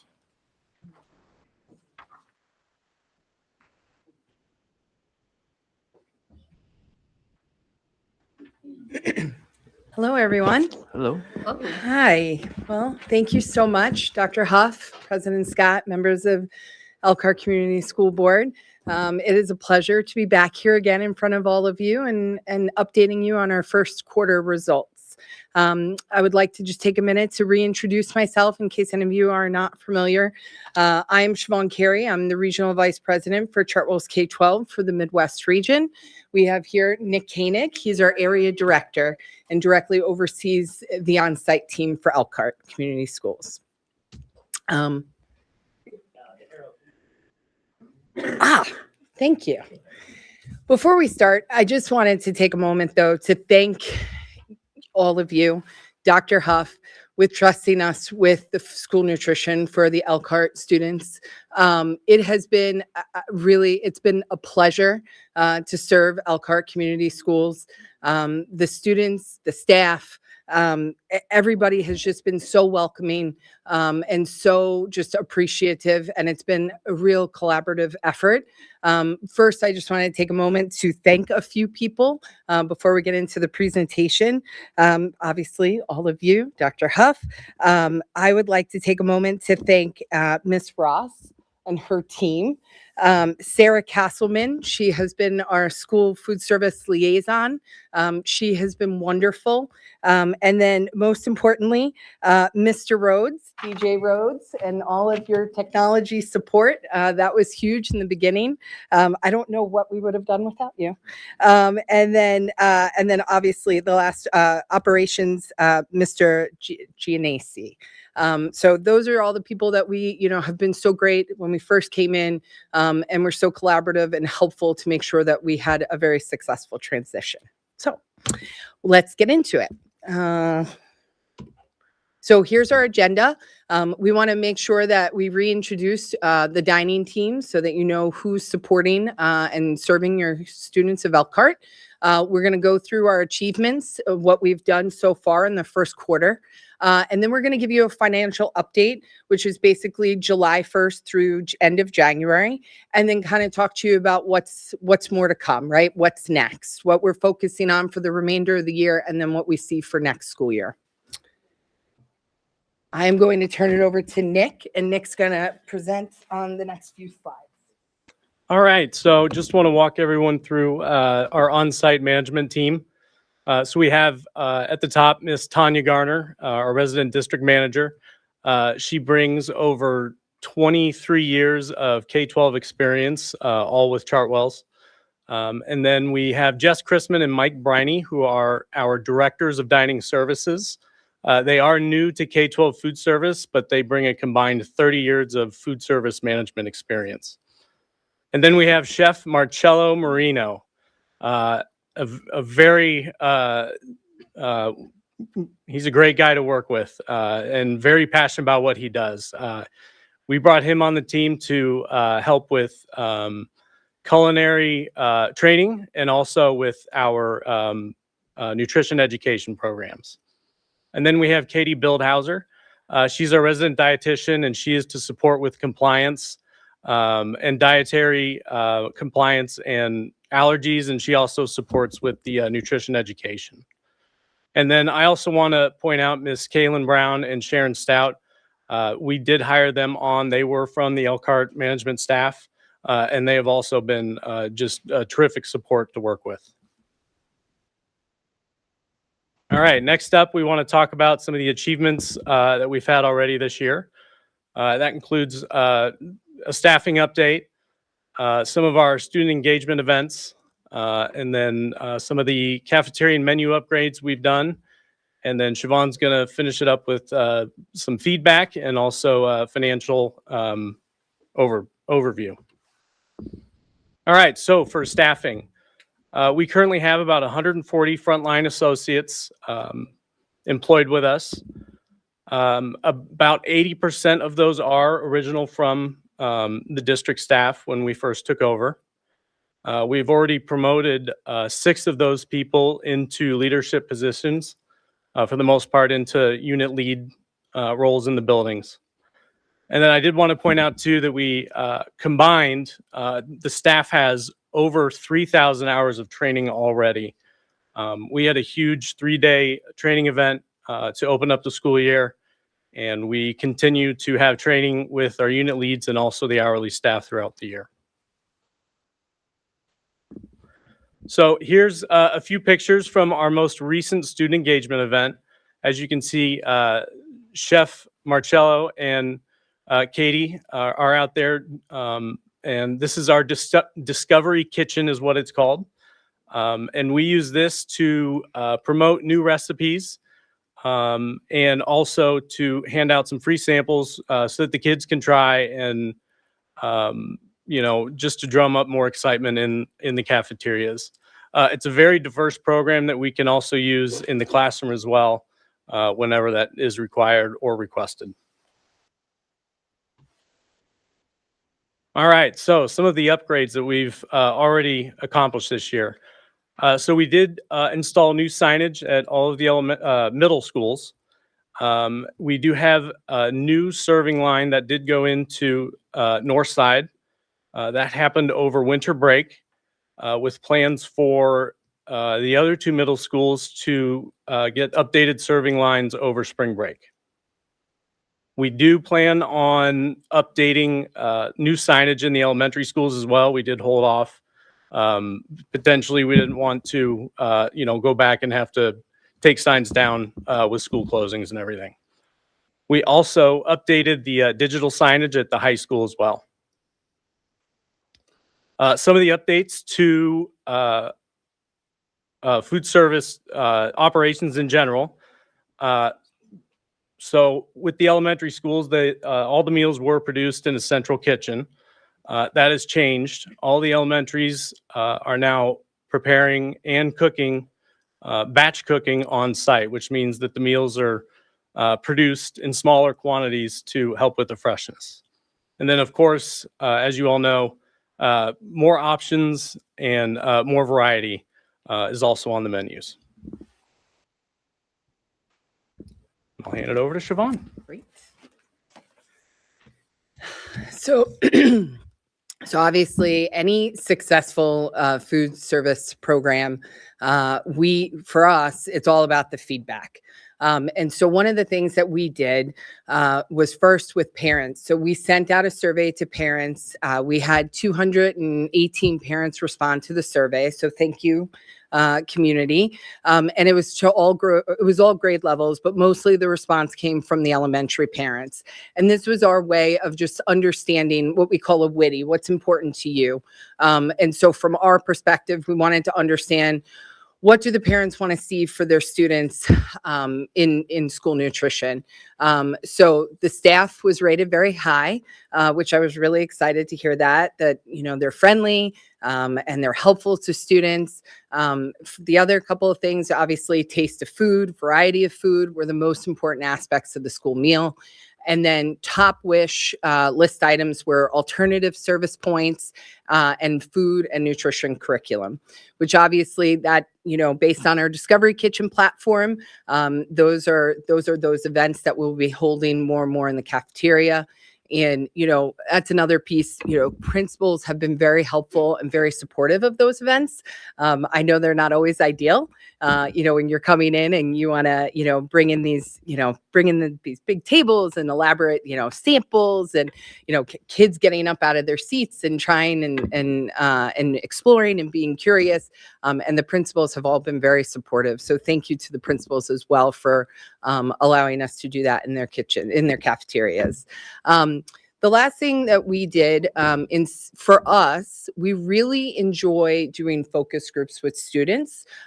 It elevates the surveys. So sometimes we send out surveys to students and you don't get the context, right? You don't really understand what they're looking for. So we worked with the building principals to get a selection of students from all the different secondaries, and we brought them into a room and we did what a typical focus group is. We asked them, what do they currently like? What do they currently dislike?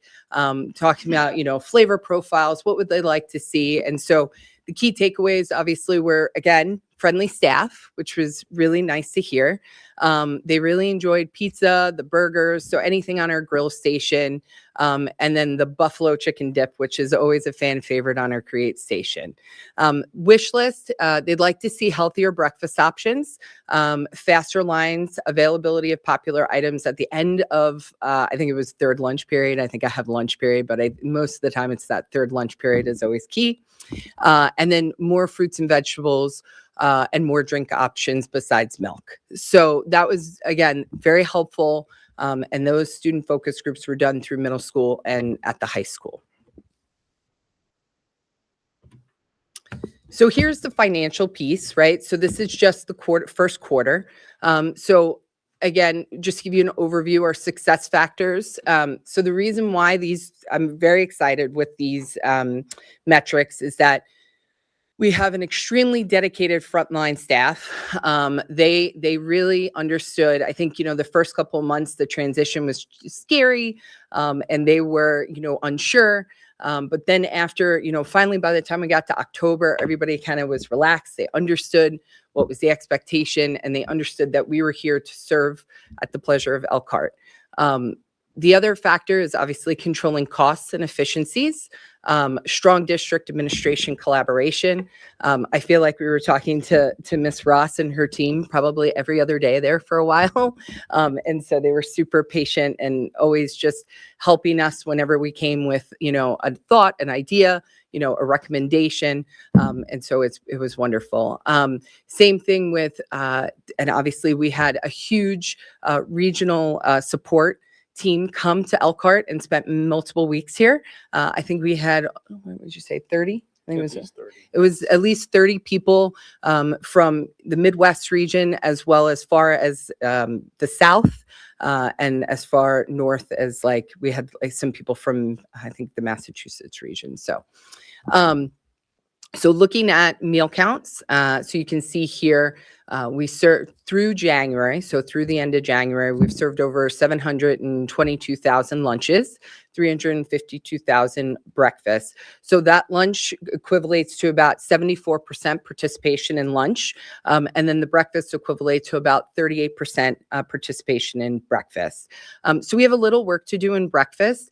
I think one of the things that we got out of the focus group was, we only serve cold grab and go breakfast. And so I think that we're going to keep working towards developing the breakfast menu to serve more hot options. And I think that will increase participation. We gave you metrics for the a la carte. So they sold just about $227,000 in a la carte items. Currently profitability, so this is very exciting.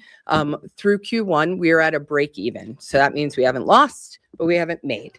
And so from my perspective, kind of where you were last year, it's a huge turnaround. And so what we foresee by the time the next 5 months, by the time we get to June, we will see you back in the black. So And then lastly, total sales. So total sales, this is a combination of all your sales at the register. So obviously your CEP. So anything second meal or a la carte, plus all of the reimbursements from the federal government for the meals is just over, I'm sorry, I'm hard to see, is that 4.8? Sure, 4.69. Don't tell anybody I'm getting old. Anyway, so obviously that will continue, those reimbursements and your sales will continue to grow. So the more to come for the last part of the school year. And then when we put product costs and rebates here, because I think that was a big question, why Chartwell's? Obviously, we give all of our our nutrition education, our value, our team, the quality menus. But the other piece of it is our purchasing. So our purchasing program is huge. It's the best as far as FSMC companies go. We're very proud of it. And so what does that mean? That means that your rebates there, that $459,000, that's about 20% of discount back to you based on your purchasing. So that all flows to your bottom line. All right. So what's next? So obviously, we're still going to work on the efficiencies and keep working on improving breakfast and, just on the foundation. I mean, again, it's only been 6 months, so still continue with training and just trying to bring fresh new menu ideas to the students. But these are the 3 things that we want to look at for next year. So the Navigate Foundation is a wonderful program that we've just implemented at a few of our schools here in Indiana. It is based on, it's work-based learning. So it is a 12-week paid internship for students that are wanting to, consider the culinary field. And we have this, it's a resource. So obviously there's some collaboration here. This is something, if you wish to have it, this is what we can provide. But it gives students real world opportunities. They get to shadow us for 12 weeks. They get to work in the kitchens. They get to have field trips to other venues. So it's kind of, so I'll give you an example. Down in Indianapolis, we're going to have, we have 6 students currently in the program, and they're getting an opportunity to go to Gamebridge Fieldhouse and work with the team there on the Big Ten. I think it's the Big Ten Championship, the Women's Big Ten Championship. So they get exposure to some of these different opportunities. They're also going to get an opportunity to go to the Children's Museum and work there as well for a day with our instructors. So it's pretty cool. And then from there, the students, and this is mostly for juniors and seniors that are considering, going into the workforce instead of, military or college, they will get fast-tracked into Compass if they wish, that we would give them priority opportunity for position in our company. Not just K-12, right? So that's not always as I always say, the fun one, right? But they love the sports and entertainment, getting to work in some of these big arenas and having those opportunities. But there's healthcare, there's senior living, there's, business dining, you name it. We have so many different platforms and opportunities for the kids. Secondly is Mood Boost. So this is another program. It's another nutrition education program, and it's teaching kids how food makes them feel.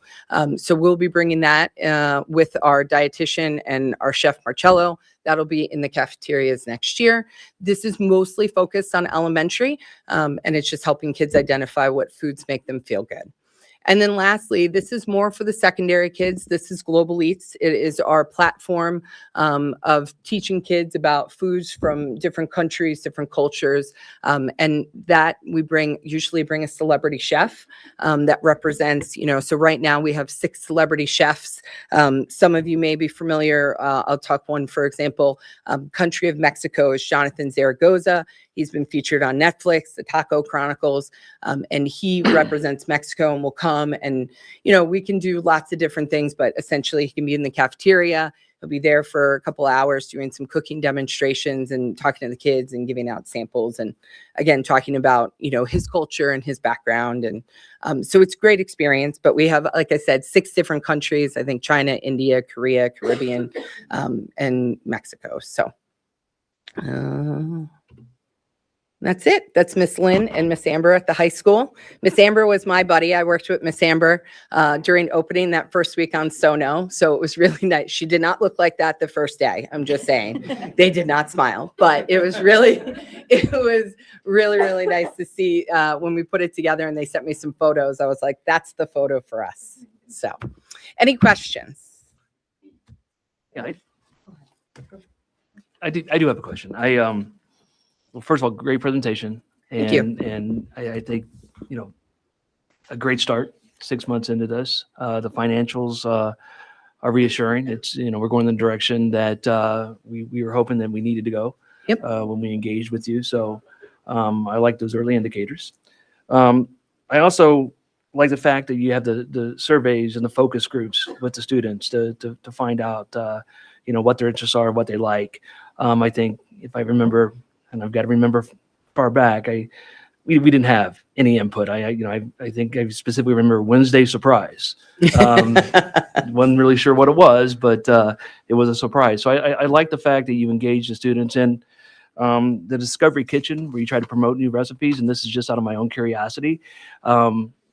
With the samples, has there been anything it just was a swing and a miss and didn't hit, and that you can recall? That would be more Nick. Yeah, not that's coming to mind. If we do get negative feedback on it, we don't put it on the menu. I would assume that by the Yeah. time it got to the Discovery Kitchen samples that you were Yeah. fairly sure that it was going to be accepted. But no, I like that engagement with our students, because I think that is, really important that they have a say and can convey what they like and what they don't like. So We won't be putting hummus anytime soon on the menu. I can tell you that. Yeah, fair enough. Fair enough. Well, thank you. Thank you. Well, and the Navigate Foundation that you were talking about, that is for upperclassmen, correct? Yes, correct. Thank you for clarifying. And so it's really for juniors and seniors. It's kids that are getting ready to go into the workforce. Obviously, like I said, it's a collaborative effort. I mean, this is just a resource that we bring to our partners. Some school districts have elected not to partner. Some districts have. I think from our perspective, we felt that Elkhart would be a wonderful place to kind of partner with it. But again, there's a lot more to work through as far as children's schedules, so on and so forth. Does that partner with like what we already have going on in our career center, with our culinary department? It's with our correct. Yeah, that's yes. awesome. Okay. Yeah. Again, so whomever that person is, obviously, we'll be connecting with them to see how that all that works. Yeah. Yeah, for sure. Yeah. All right, great. Thanks. Yes, ma'am. Any other questions? Thank you very much. I appreciate your time. Thank you. Bye-bye.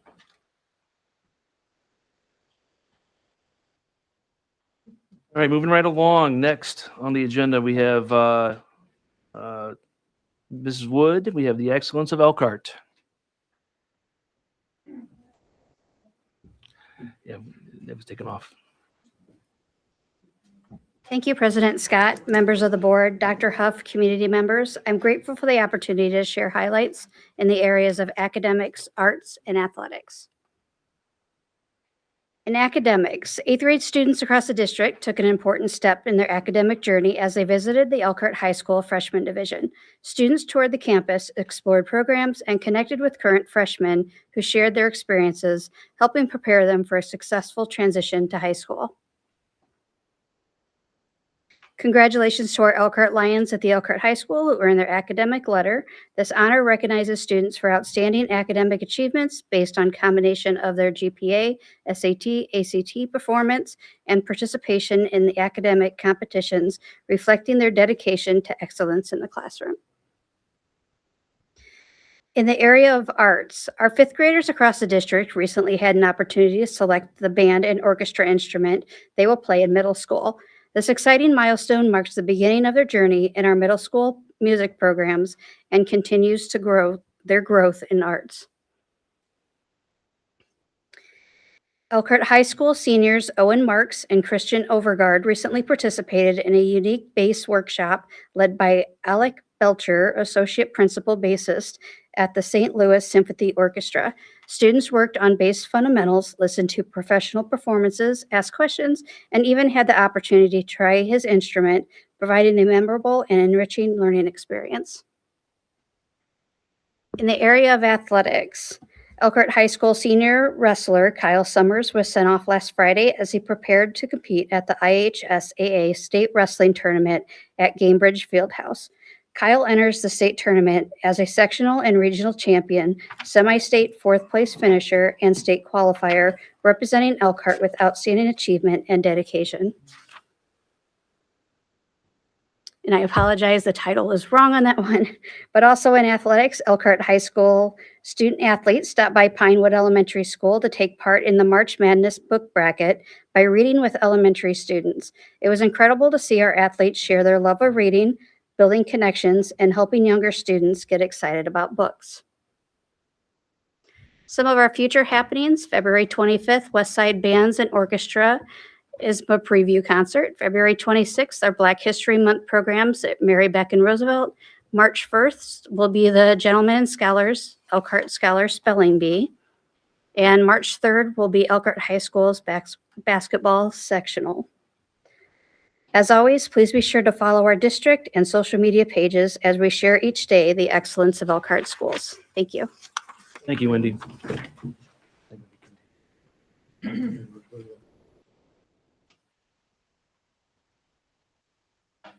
Yeah, for those of you who has an agenda out there, we did have the Alumni Excellence Award. That's going to be continued out. Yeah, we had some technical difficulties in getting that set up, so we'll get that back on the agenda as soon as we can, because that is always one of the things I personally look forward to is highlighting students and alumni that have gone on to do great things. So we'll get that back on the agenda as soon as we can. But next on the agenda, we have the consent items. Do I have a motion? Motion. I have a motion. Do I have a second? Second. I have a motion. I have a second. Do I have any discussion from the board? Yes. And so, once again, as we just take a moment of silence, again, a moment of peace, just to represent Willie Williams. He was the substitute custodian that worked for us for over 3 years in many of our buildings. We want to just thank his family for allowing us to have him for the time that we did, and find thankfulness and joy and peace in knowing that he is resting with our Lord and Savior. And we just appreciate Willie and the time that he spent with us.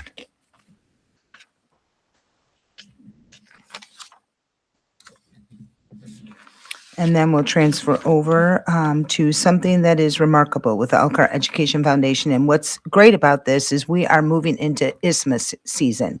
And that's where, all of our bands, orchestras from the junior high all the way through the high school, we have some brand new music students that have done the solo ensemble for the very first time and have had much success. So I'm looking forward to Wendy sharing with us next month or next meeting on all the success that our music departments have had.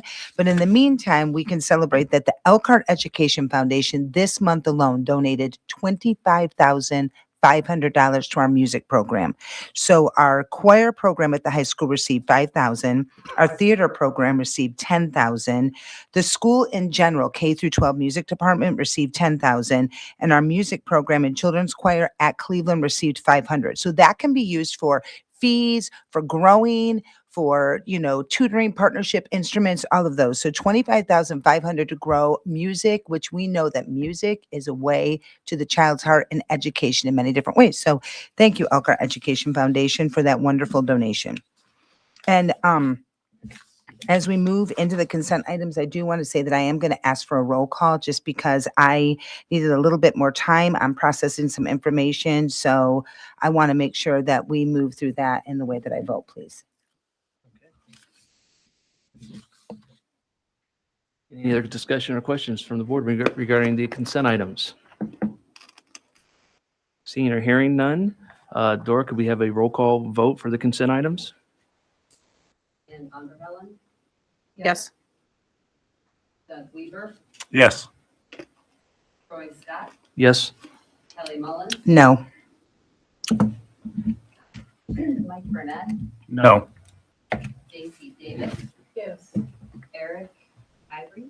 Yes. It was 5-2.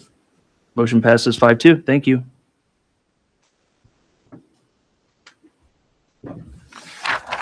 Next on the agenda, old business. We do not have anything under old business, so we'll move right along to new business. Ms. Ross, we have a contract with Vector Solutions for initial consideration and I believe waiver of second reading.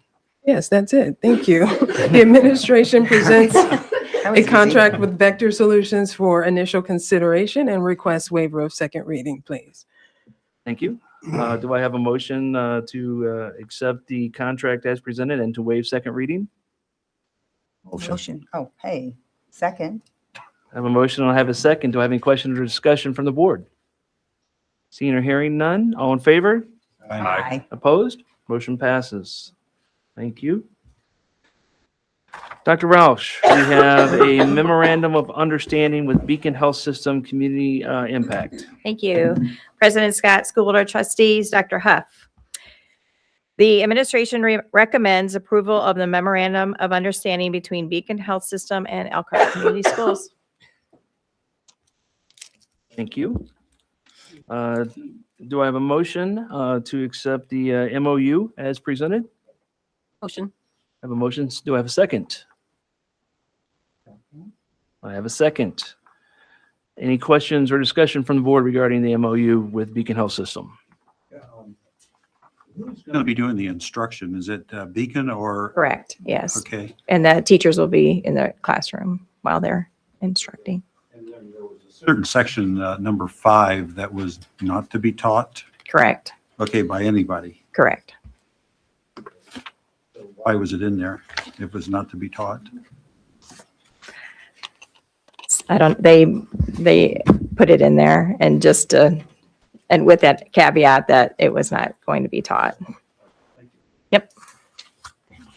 Any other questions or comments regarding this MOU? Seeing or hearing none, all in favor? Aye. Opposed? Motion passes. Thank you, Dr. Roush. Ms. Ross, back to you. Financial report. Thank you. I'd like to present the monthly financial update for January. Before we dive into expenditures, just a high-level overview of our budget now that things are coming more into frame in terms of our resources for the education fund. So here I've provided a look back at 2025 versus 2026 education fund revenue, that first row there. We budgeted a certain amount, as you can see there, and we budgeted 97, actually received 93 million. For 2026, we're looking at 90 million in revenue from the education fund, and that's a function of average daily membership or student enrollment trends.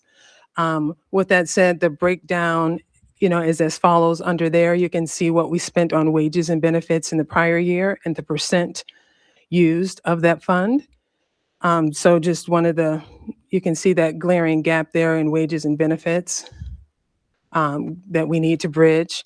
The next item, kind of grouped together curriculum, supplies, professional services, transfers to the Career Center for tuition. That budget is going up a bit as curricular materials are moving to the education fund in 2026. So that's bumping that up a little bit. Transfers to operations. The education fund was only able to transfer 3 million last year. It was budgeted to transfer 9. We didn't make that mark, but we did budget that for 2026.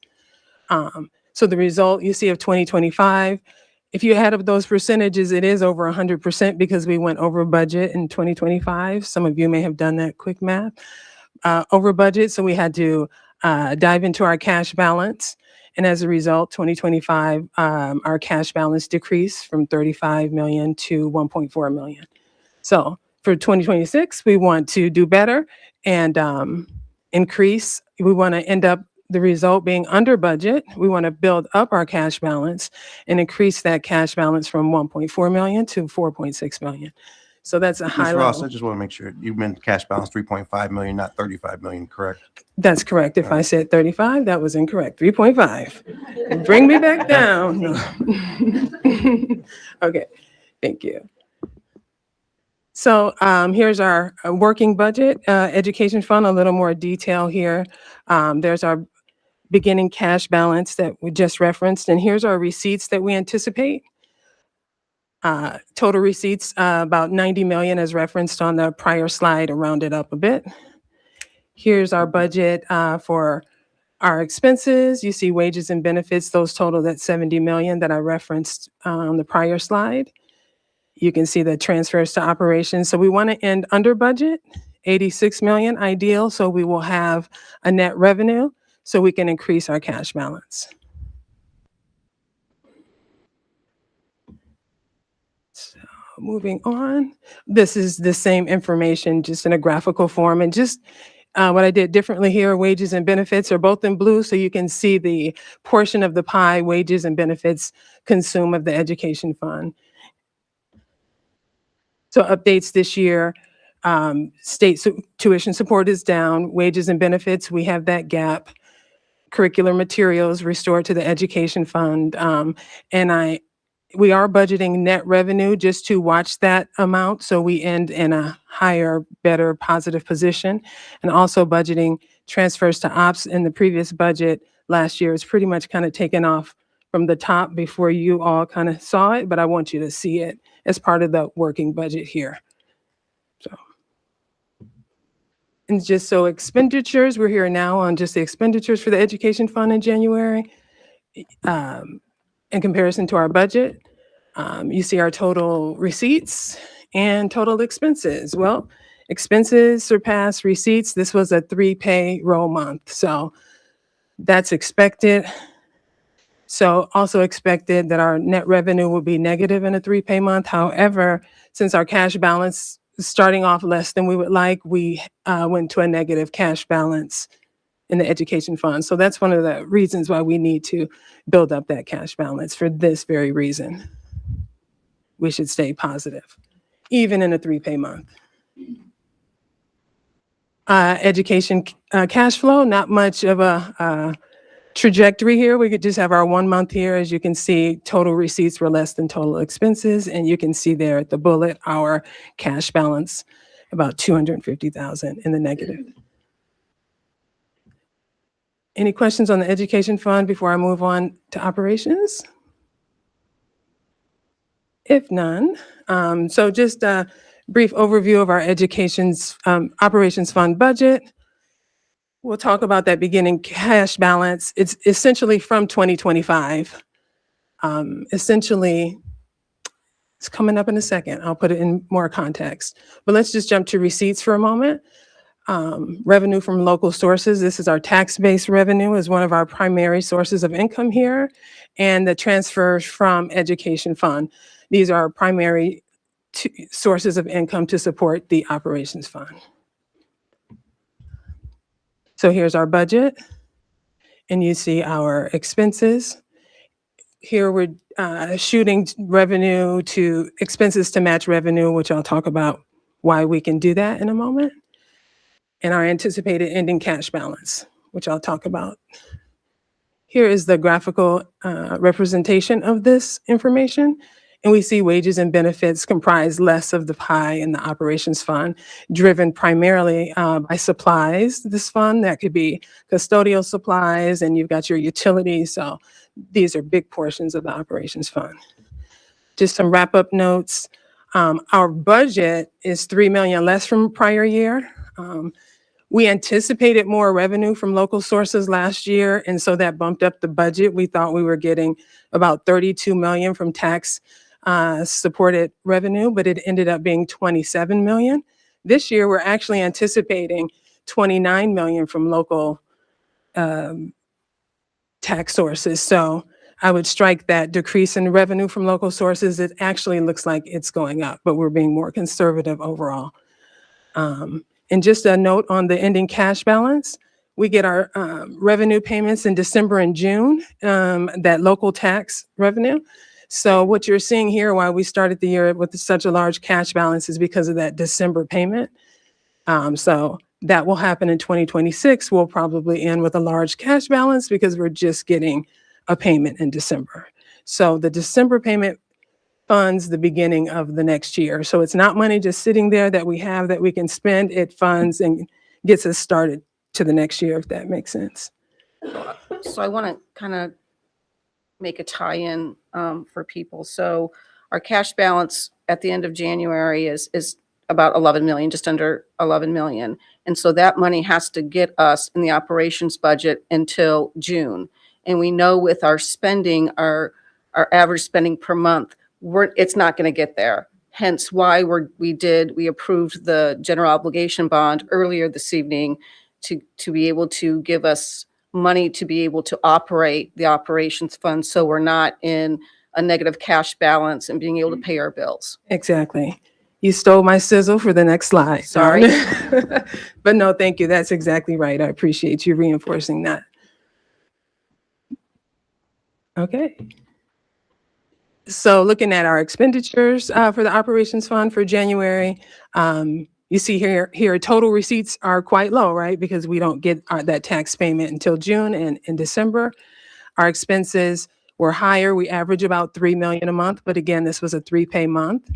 So typical in this fund is to have a net expense because we only really get those 2 large payments. Ending cash balance is positive. However, look at the cash balance. If we're spending on average about 3 million a month, we're going to get through that quickly. So thus the bond issue that we requested this evening. Okay, I addressed that. And so finally, to wrap up the operations fund, here's our cash balance, which we just discussed. And if I may move on to the rainy day fund, no change for the month of January, still at $6.7 million. And here's our cash balances combined at the end of January, about $13 million, 13.7. And here is from one of our partners, Policy Analytics. It just walks us through, they help us project our cash balances, and we're here looking at 2026. They've helped us project our cash inflows, outflows, and you will see here, I'm gonna highlight this row. We are still in a deficit spending. We are still working on aligning our budget with our staffing. So overall, 2026, we are in a deficit spending, but this number is trending downward, and we'll talk about that on the next slide. This is where we're projected to end the year for 2026, and even beyond. So you see we have some cash flow issues, and just reminding the community of this, and we are working on this diligently. More information coming forth.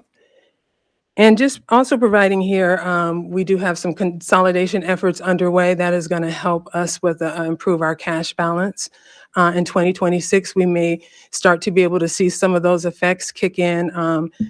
Probably September, October, we should start seeing some savings there. But you'll see it also helps us improve our cash balance moving forward, 27, 28, 29. But you can also see there's still work to do after the consolidation. So some of the savings initiatives we've been just diligently working on, you'll see some of the items there before. I have kept those there for now, but I have updated this one as we're looking at our payroll from August, which is the beginning of the school year, to the end of the current reporting month. So that period last school year and that period this school year, our payroll is down over $2.3 million across the education fund and the operation fund. So that's significant movement. So we are trending in the right direction. So overall, our savings this year initiatives are producing over 5.1 million savings. Last report showed 4.4 million. So we are hard at work. Other savings initiatives that are still producing gains are time clock software, the food services management contract, as you heard from them this evening, and continued work on the district consolidation, district footprint. Just a reminder, please be sure to check out our finance dashboard and learn more about the funds and what they're comprised of and what we can do with each fund at your leisure. And that concludes the finance update. Any questions from the board or discussion? Okay, we'll move right into the insurance report. Ms. Ross? Okay, thank you. For your insurance plan update, we have a loss ratio of 70.9%, which is comparable to last year at 68.9. So this means our plan expenses were less than our plan premiums, and we have a favorable loss ratio. So our plan is currently doing well. And that concludes our insurance plan update. Comments or questions from the board regarding the insurance plan update? Thank you. Okay, thank you.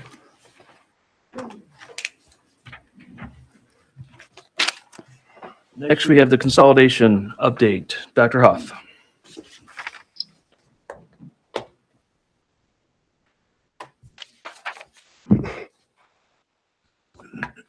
Good evening, excuse me. Good evening, President Scott, members of the board, community. Tonight, we are here to give our February 24th consolidation update. Before we begin, I just want to let people know that this work is obviously not taken lightly. There are thousands of decisions that are made during this process, and our goal is to try to get each and every one of those things right.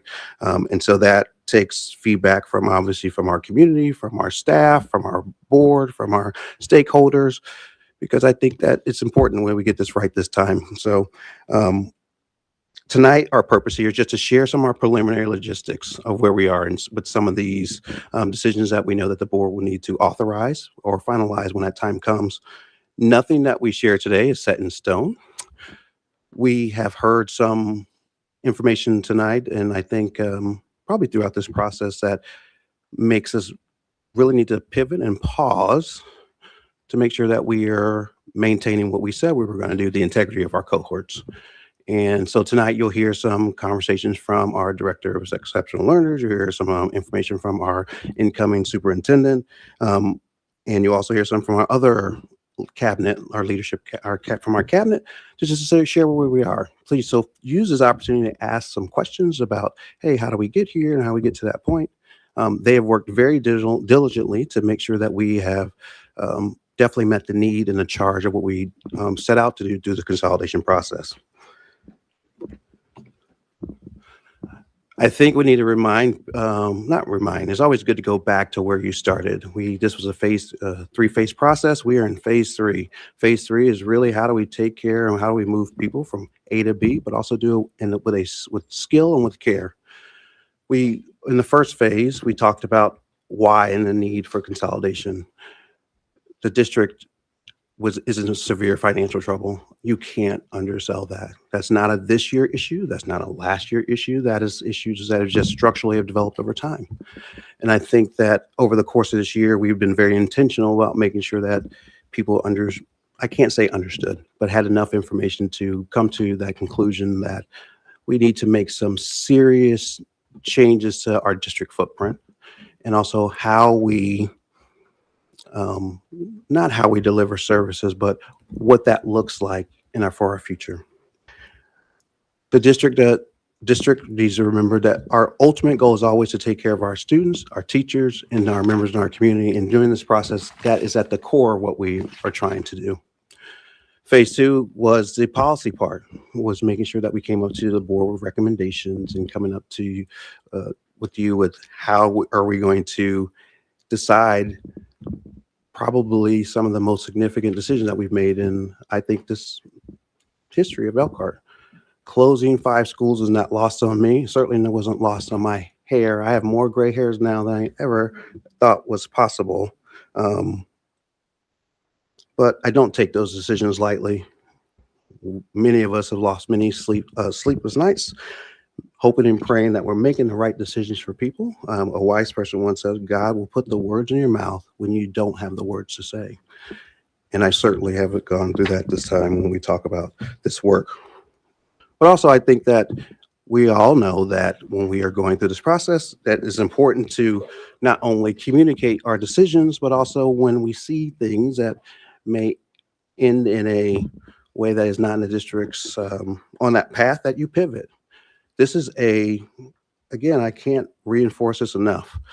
We've made tons of decisions in 4 months for a process that typically takes districts years to go through. I do not want to undersell that. That means people are really working to make sure that we are doing not things just quickly, but trying to do things as right as possible. I had some very spirited conversations with our district leadership team this week about how do we make sure that we end up landing on doing what's right, not what's doing what's sounds logical. And sometimes those things end up in different ball courts, and you'll hear some of that conversation this evening. So you hear a lot about what we're doing in phase 3. I think the first person up who's going to speak this evening is we're going to talk about our non-traditional schools program, and then I'm going to turn it over to Dr. Roush. Thank you, Dr. Huff. So our non-traditional programs, the district administration would like to recommend that all K-12 non-traditional school programs be housed in the same building. This continuum of services will maintain our current programs of Elkhart Academy, Pride Middle School Academy, and Pride Academy, while providing a more cohesive structure. A centralized location will enhance students' access to resources, and we will continue working closely with staff to ensure students receive the same level of services and support they have experienced this school year. The district administration is also looking at starting a virtual school next year due to losing at least 300 students last year to various virtual schools. We want to keep the funding from these students who choose to go elsewhere and enroll into virtual schools here in Elkhart Community Schools. Next up is Lindsay Brander.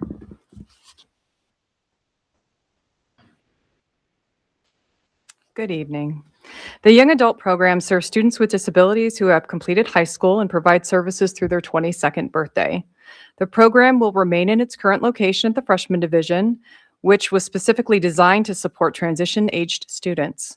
The space includes an apartment setting and a kitchen that provide authentic opportunities to practice independent living and job skills. There will be no changes to service delivery. Students will continue to receive the same individualized transition supports and community-based instruction focused on post-secondary readiness and independence. For our intense interventions special education programs, we've received feedback from families and staff regarding our intense interventions classrooms as a part of the consolidation process. We recognize the importance of careful planning any transition to support student success. As we move forward, we are reviewing multiple factors, including student needs, program requirements, staffing, transportation, environmental considerations, and the importance of maintaining established student cohorts wherever possible. Preserving peer groups and trusted adult relationships is an important part of supporting continuity and stability for our students. Our priority is to make student-centered, data-informed decisions and ensure high-quality programming and continuity of services. Mrs. Reese will now provide an update on our early learning programs.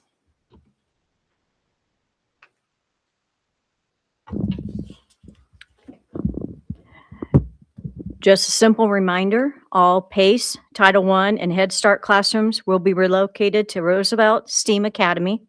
With Hawthorne being impacted, we believe our preschool programs are most effective when housed together in one location, as demonstrated by our current model. Roosevelt STEAM Academy has designated space specifically for preschool programs to ensure a smooth transition. We will continue to provide the same high level of services and support, and this relocation will also create additional opportunities for our youngest learners to be immersed in an elementary setting, helping to strengthen their transition into kindergarten and beyond. And I believe Dr. Roush is next.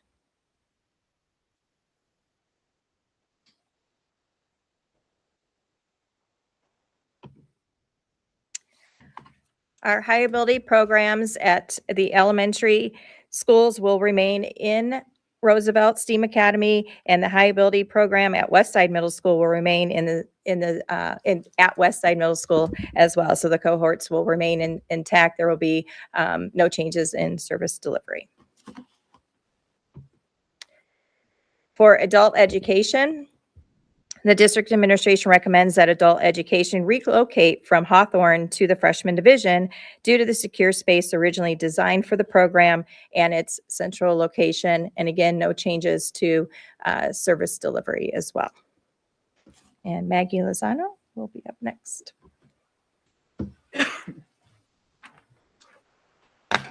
Good evening, President Scott, members of the board, Dr. Huff, and community.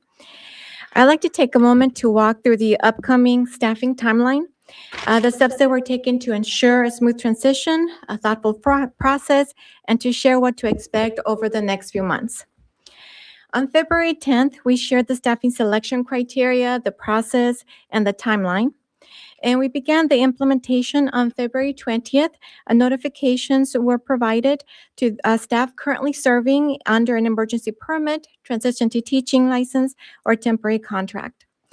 This early communication reflects the commitment to providing staff with as much notice as possible to plan. Now, looking ahead, March 4th, we will share a list of available positions for the upcoming school year, along with the preference form that staff that are going to be impacted by the consolidation will receive. This will give individuals the opportunity to indicate where they would like to be considered for reassignment. That form will be due March 13th. We will then review those preferences alongside district needs with the clear priority of maintaining classroom stability and keeping class sizes consistent. By March 27th, reassignment notifications for the 26-27 school year will be shared with impacted certified and classified staff. Some of these changes will occur through natural attrition, help minimize overall impact on staff. Following that, the traditional internal transfer window will open from May 1st to May 15th, with notifications of any transfers and decisions by May 29th. Lastly, any remaining available positions as of June 1st will then be posted and made available to external candidates. Overall, the focus throughout this process is to be as thoughtful and supportive while also providing as much clarity and opportunity for staff as possible.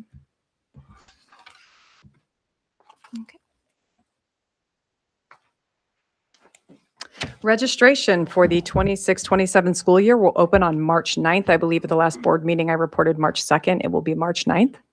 For both new and returning students, families of returning students will receive an email with a link to complete registration, while families of new students, including incoming kindergartners, can access registration through the district website. The transfer application window will be open from April 13th through May 8th.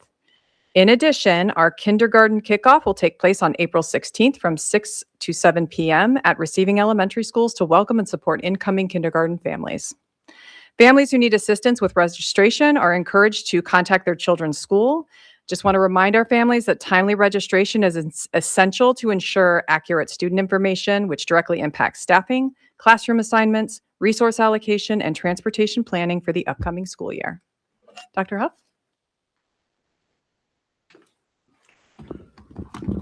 And as always, this information will be posted on our consolidation website. That was just a very, very, very brief overview of some of the things that we plan to continue to work on. My goal is to bring final recommendations to the school board before spring break. I want to go back and actually talk a little bit further in depth about, Ms. Brandon, can I call you up here?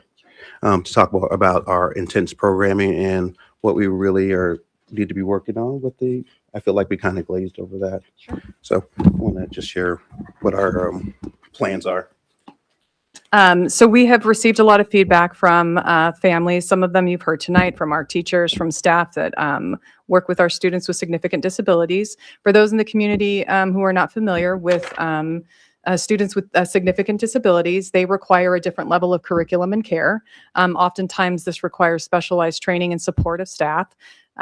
So it's very important that the staff, administration, people in the building are familiar with how to work with our students with these disabilities. Inclusion is incredibly important. It's important to Elkhart Community Schools. And one of the factors that we do need to consider as we move forward is maintaining the cohorts, which means that students, like I believe it was Ms.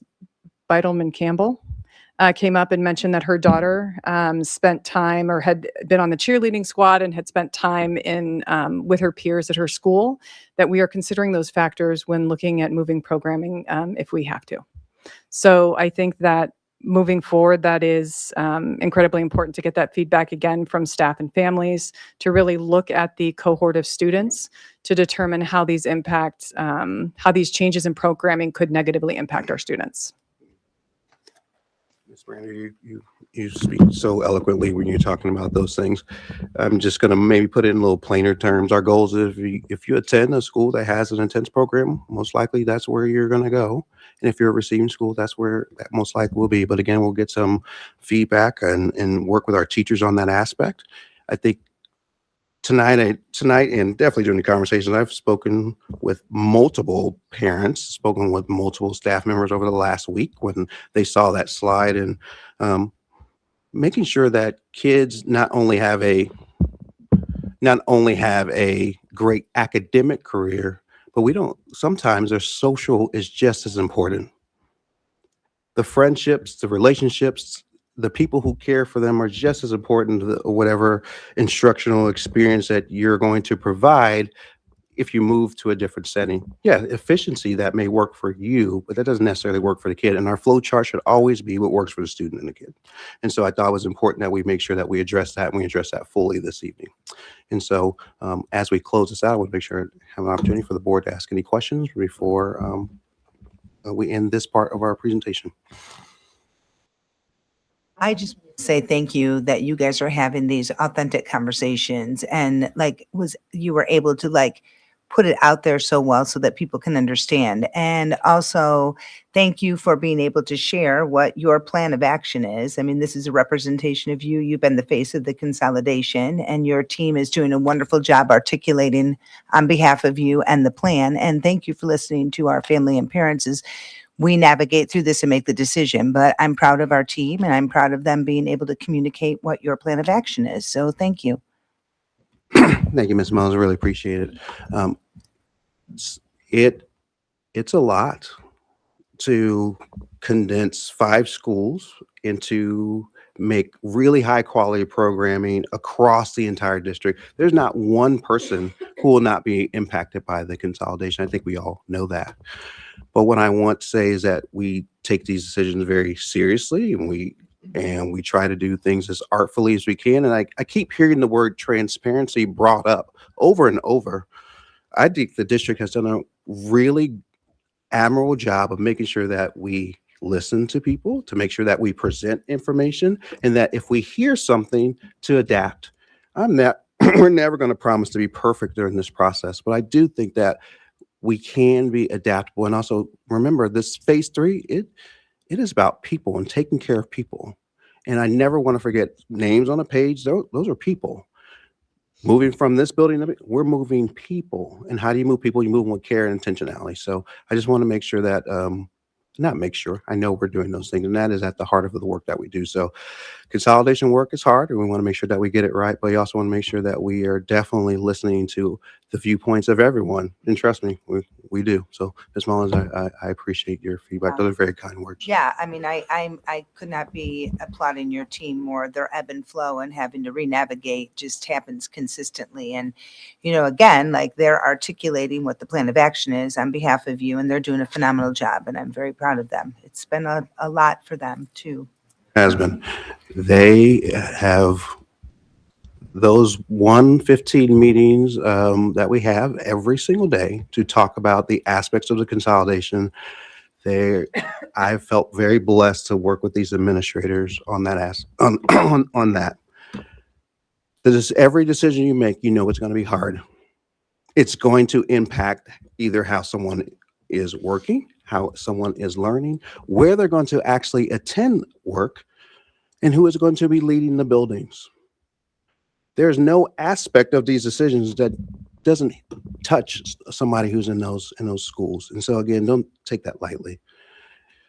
I mean, we've had countless conversations, and they have. So I just want to say I've been proud of them. Some of them, I think Kristen Cedarberg wants to run the next meeting. She has been, where is she? No, she doesn't.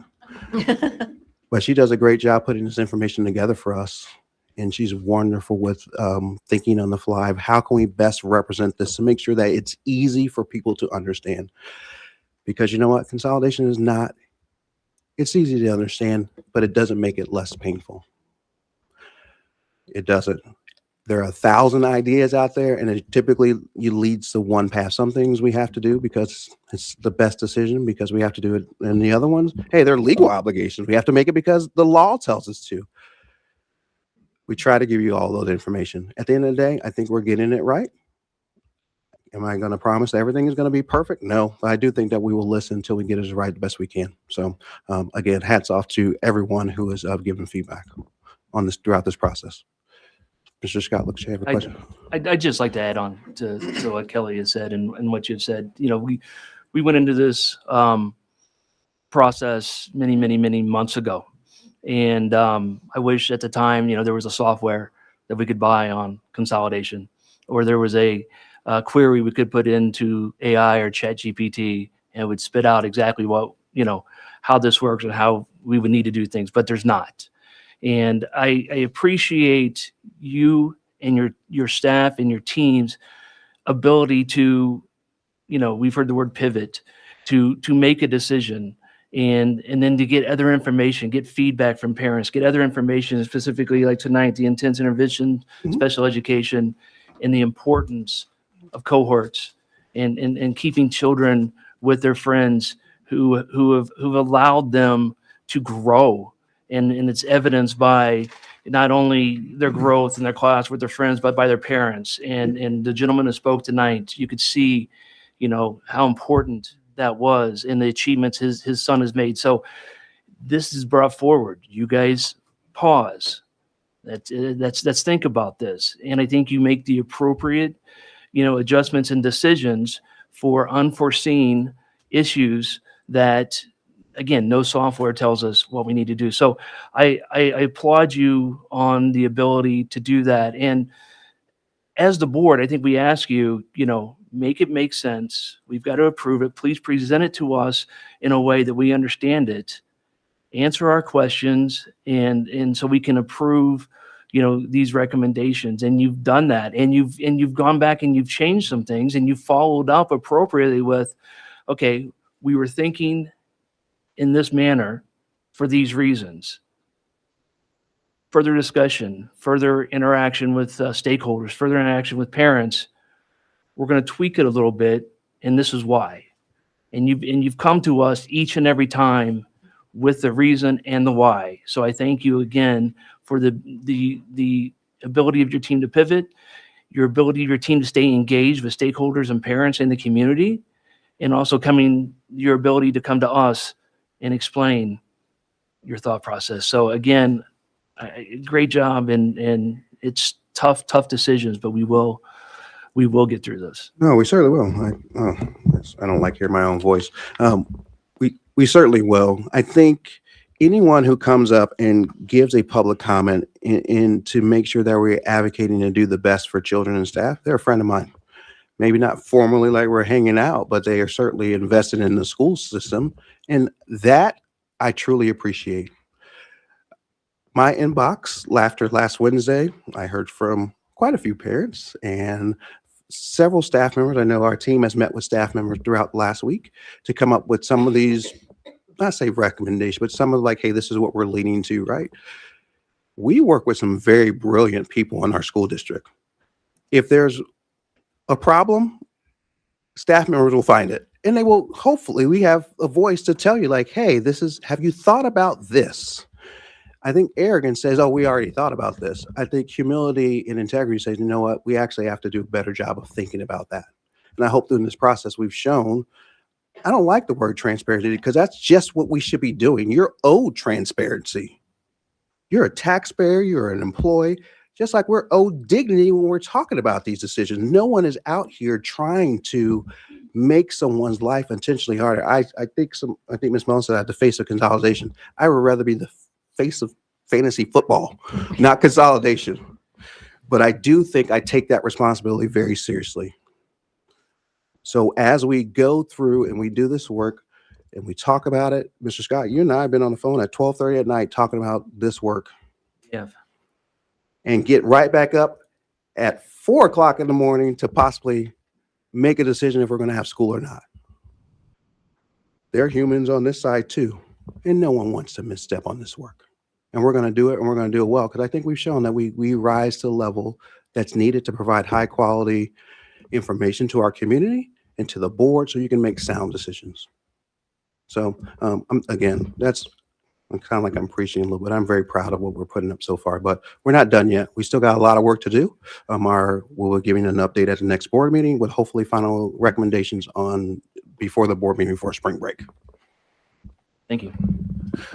I'll just say real quick, I don't want to, keep this going, but I do think it's important enough. As I sit here and I hear you, Dr. Huff, and I hear the members of the cabinets, I couldn't be more proud of how this work has been approached. It's all about balance. And I think the ability to hear from our community members, to try to strike that balance, to adapt and adjust when possible or when necessary, has been very, it's been good to see and been good to be a part of. So I appreciate you, Kelly. The comments you shared, and you too, Doug. I'm sorry, Doug, you didn't say anything yet. but Mr. Scott, I'm just saying I'm very proud of the work you guys are doing, and I appreciate it.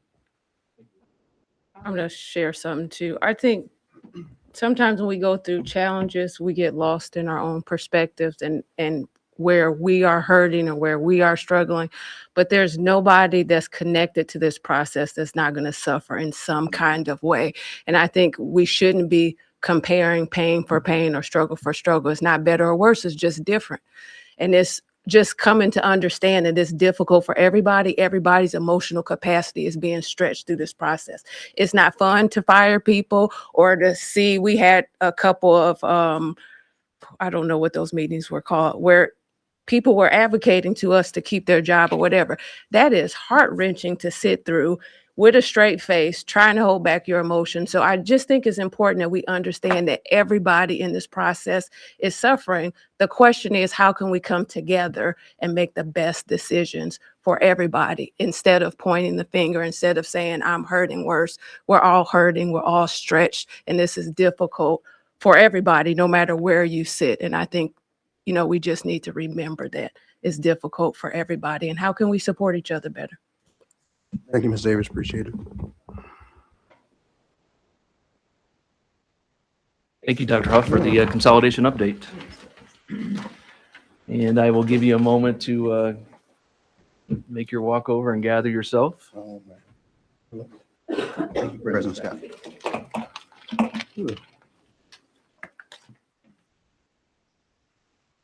My turn again. The floor is yours. Final thoughts? Definitely have a couple final thoughts. One, as a kid, if you're a kid and you're watching this board meeting, that's very interesting. Two, work on your handwriting as well as a kid, because sometimes you can't read your handwriting when you get a little bit older. I wrote this a couple hours ago, and I'm struggling to read it. Maybe I just need readers. In this, here to help. Here, there's 3 different. No, your price is too high, my friend. I don't want those readers. But again, I think it was well said by the board. Just the ability through this process is that it's very fluid, right? And so we pivot. So I just want people to understand that if you take the time to actually engage in dialogue, you have tons of listening ears around you. So I just want to tell everyone I appreciate that. I also want to talk about, this has been probably, it'll be 2 years this Friday. It felt like over the last 2 weeks, we've been dealing with 10 years worth of stuff in our school district. You talk about gray hairs, and I talk about gray hairs. The last couple of weeks have been just it's been a lot of things that have happened in our school district. One of the things that I don't think you should ever get grace from is when things have to deal with safety. Point blank. You probably, if you're connected to the school community last night, you saw a letter that, it's a message that came out and talked about that. I'll be authorizing a investigation of our HR and our transportation department to make sure that we are fully going through all the process and making sure that we are strengthening our hiring procedures, and that we are also making sure that we are doing all that we can to make sure that our kids come to and from school in a safe manner. And then I will come back again right before spring break and give the board a formalized report. The things that we did in 2021 might not for me to go back and play Monday morning quarterback, but I know that they will never happen again because I'm responsible for them now. You take the responsibilities that hit your doorstep and you look them in the face and you say, hey, that will never happen while I am here. I think it's important to make sure that the board and the community knows that we take things super seriously. And when you actually do something that is not to your standard or to any type of standard, that you own it and you step into it and you tell them how are you going to rectify those issues. So I look forward to coming back to you, board, on, I don't know what date it is, but whatever that date is before spring break, to give you a comprehensive report of the things I know that we do well and the things that I know that we need to fix, and immediately and with recommendations. And so if you are listening to this tonight, please know that we take that as the number one priority, student safety, staff safety, and making sure that we are bringing in individuals who we are proud to put in front of our children. That's what really keeps me up at night, besides fantasy football. I am deeply disappointed that we missed the mark back then, but we won't miss that again. So anyway, I just want to tell you, board, I look forward to bringing that if you authorize me to do that investigation of those two departments. Yes. Do I have the? You absolutely have the authorization. Any it will be comment from the board regarding that? It's important that we do that. I think, and not only, I think, no, there's always room for improvement. It doesn't matter what department you're in, doesn't matter what you do in your home jobs, whatever, there's always room for improvement, and there's always ways to grow and to learn. And I think this gives us an opportunity to do that. And, you know, I would suggest we've done a lot of things behind the scenes with rebuilding systems and processes, protocols, procedures across the entire district. And this is another one, and this is a really big one. This department is critical because it impacts students, and we have a few others that are critical that impact students. So I support this, and I think as a district, we should constantly be looking at all of our departments and seeing, you know, what are we doing well, what can we do better, and let's keep growing so we can be excellent, so we can set the standard. So I absolutely approve this. I appreciate it. So do we need a motion to, is that what you were asking for? No, you don't need a motion. It's an Oh, internal. okay. I just want to make sure you're fully supported and making Oh, sure that we go absolutely. through those overviews. It's a lot of work to go back in time to look at every file, every person, but that's what will be done. And I look forward to coming to bringing that report to the school board. Well, thank you.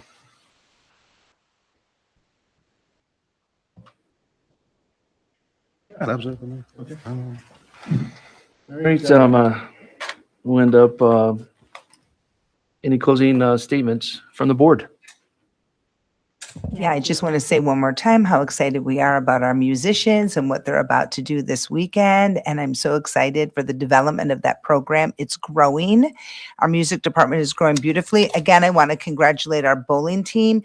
If you've never been to Country Club Bowling Lane, the banner that they have there is beyond amazing. And I even saw, yes, I do bowl. I saw people on Sunday from our team actually bowling. They just never stop. So congratulations to our bowling team. And I just want to applaud our parents and our community members that came and spoke. And Linda, if you're still here, I want to tell you how much I've missed hearing from you at the board meetings. I certainly have. And your charisma definitely keeps everybody engaged. So thank you all and have a wonderful week and rest well, because cabinet members, you are killing it and we are proud of you. And just real quick, I want to circle back and really touch on and echo what Dr. Huff, Ms. Brander, my fellow board members have said. We are trying our hardest to get this right. For those who don't know, I have a daughter with special needs as well. So to hear all of the special needs parents come out and voice their concern, say, hey, we need this, we want this. We get it.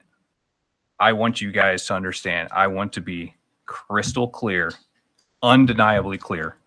We hear you, we understand, and you have somebody up here fighting for the same things you guys are.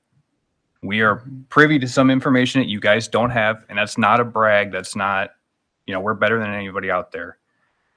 We see things that I would say normal, but a community member may not see, they may not get the information we do right now. We are taking that information and we're seeing what's coming up in the near future. And I want you guys, please just give us a chance. Know that we know some things that you guys may not know right now.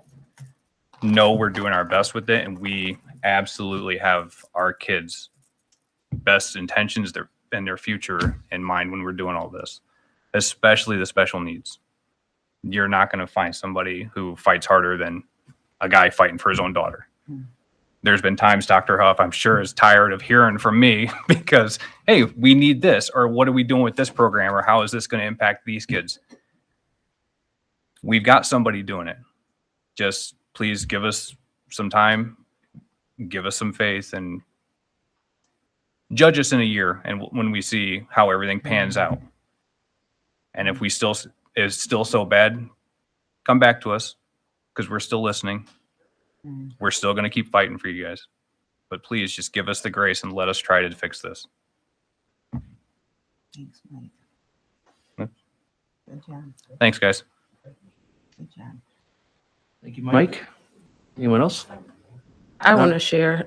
I think it's so encouraging how many people showed up today to advocate for what's important to you, for fight for your students, to fight for your position. Those perspectives and opinions are very important, that we need that so we can make the best decision. So I applaud you for your level of engagement and your courage to come out and stand. What we're asking is that you continue that level of engagement through this process and even after this process when things settle down. Is that level of cooperation and partnership that's going to keep the district strong, make the district strong, and keep us moving in the right direction.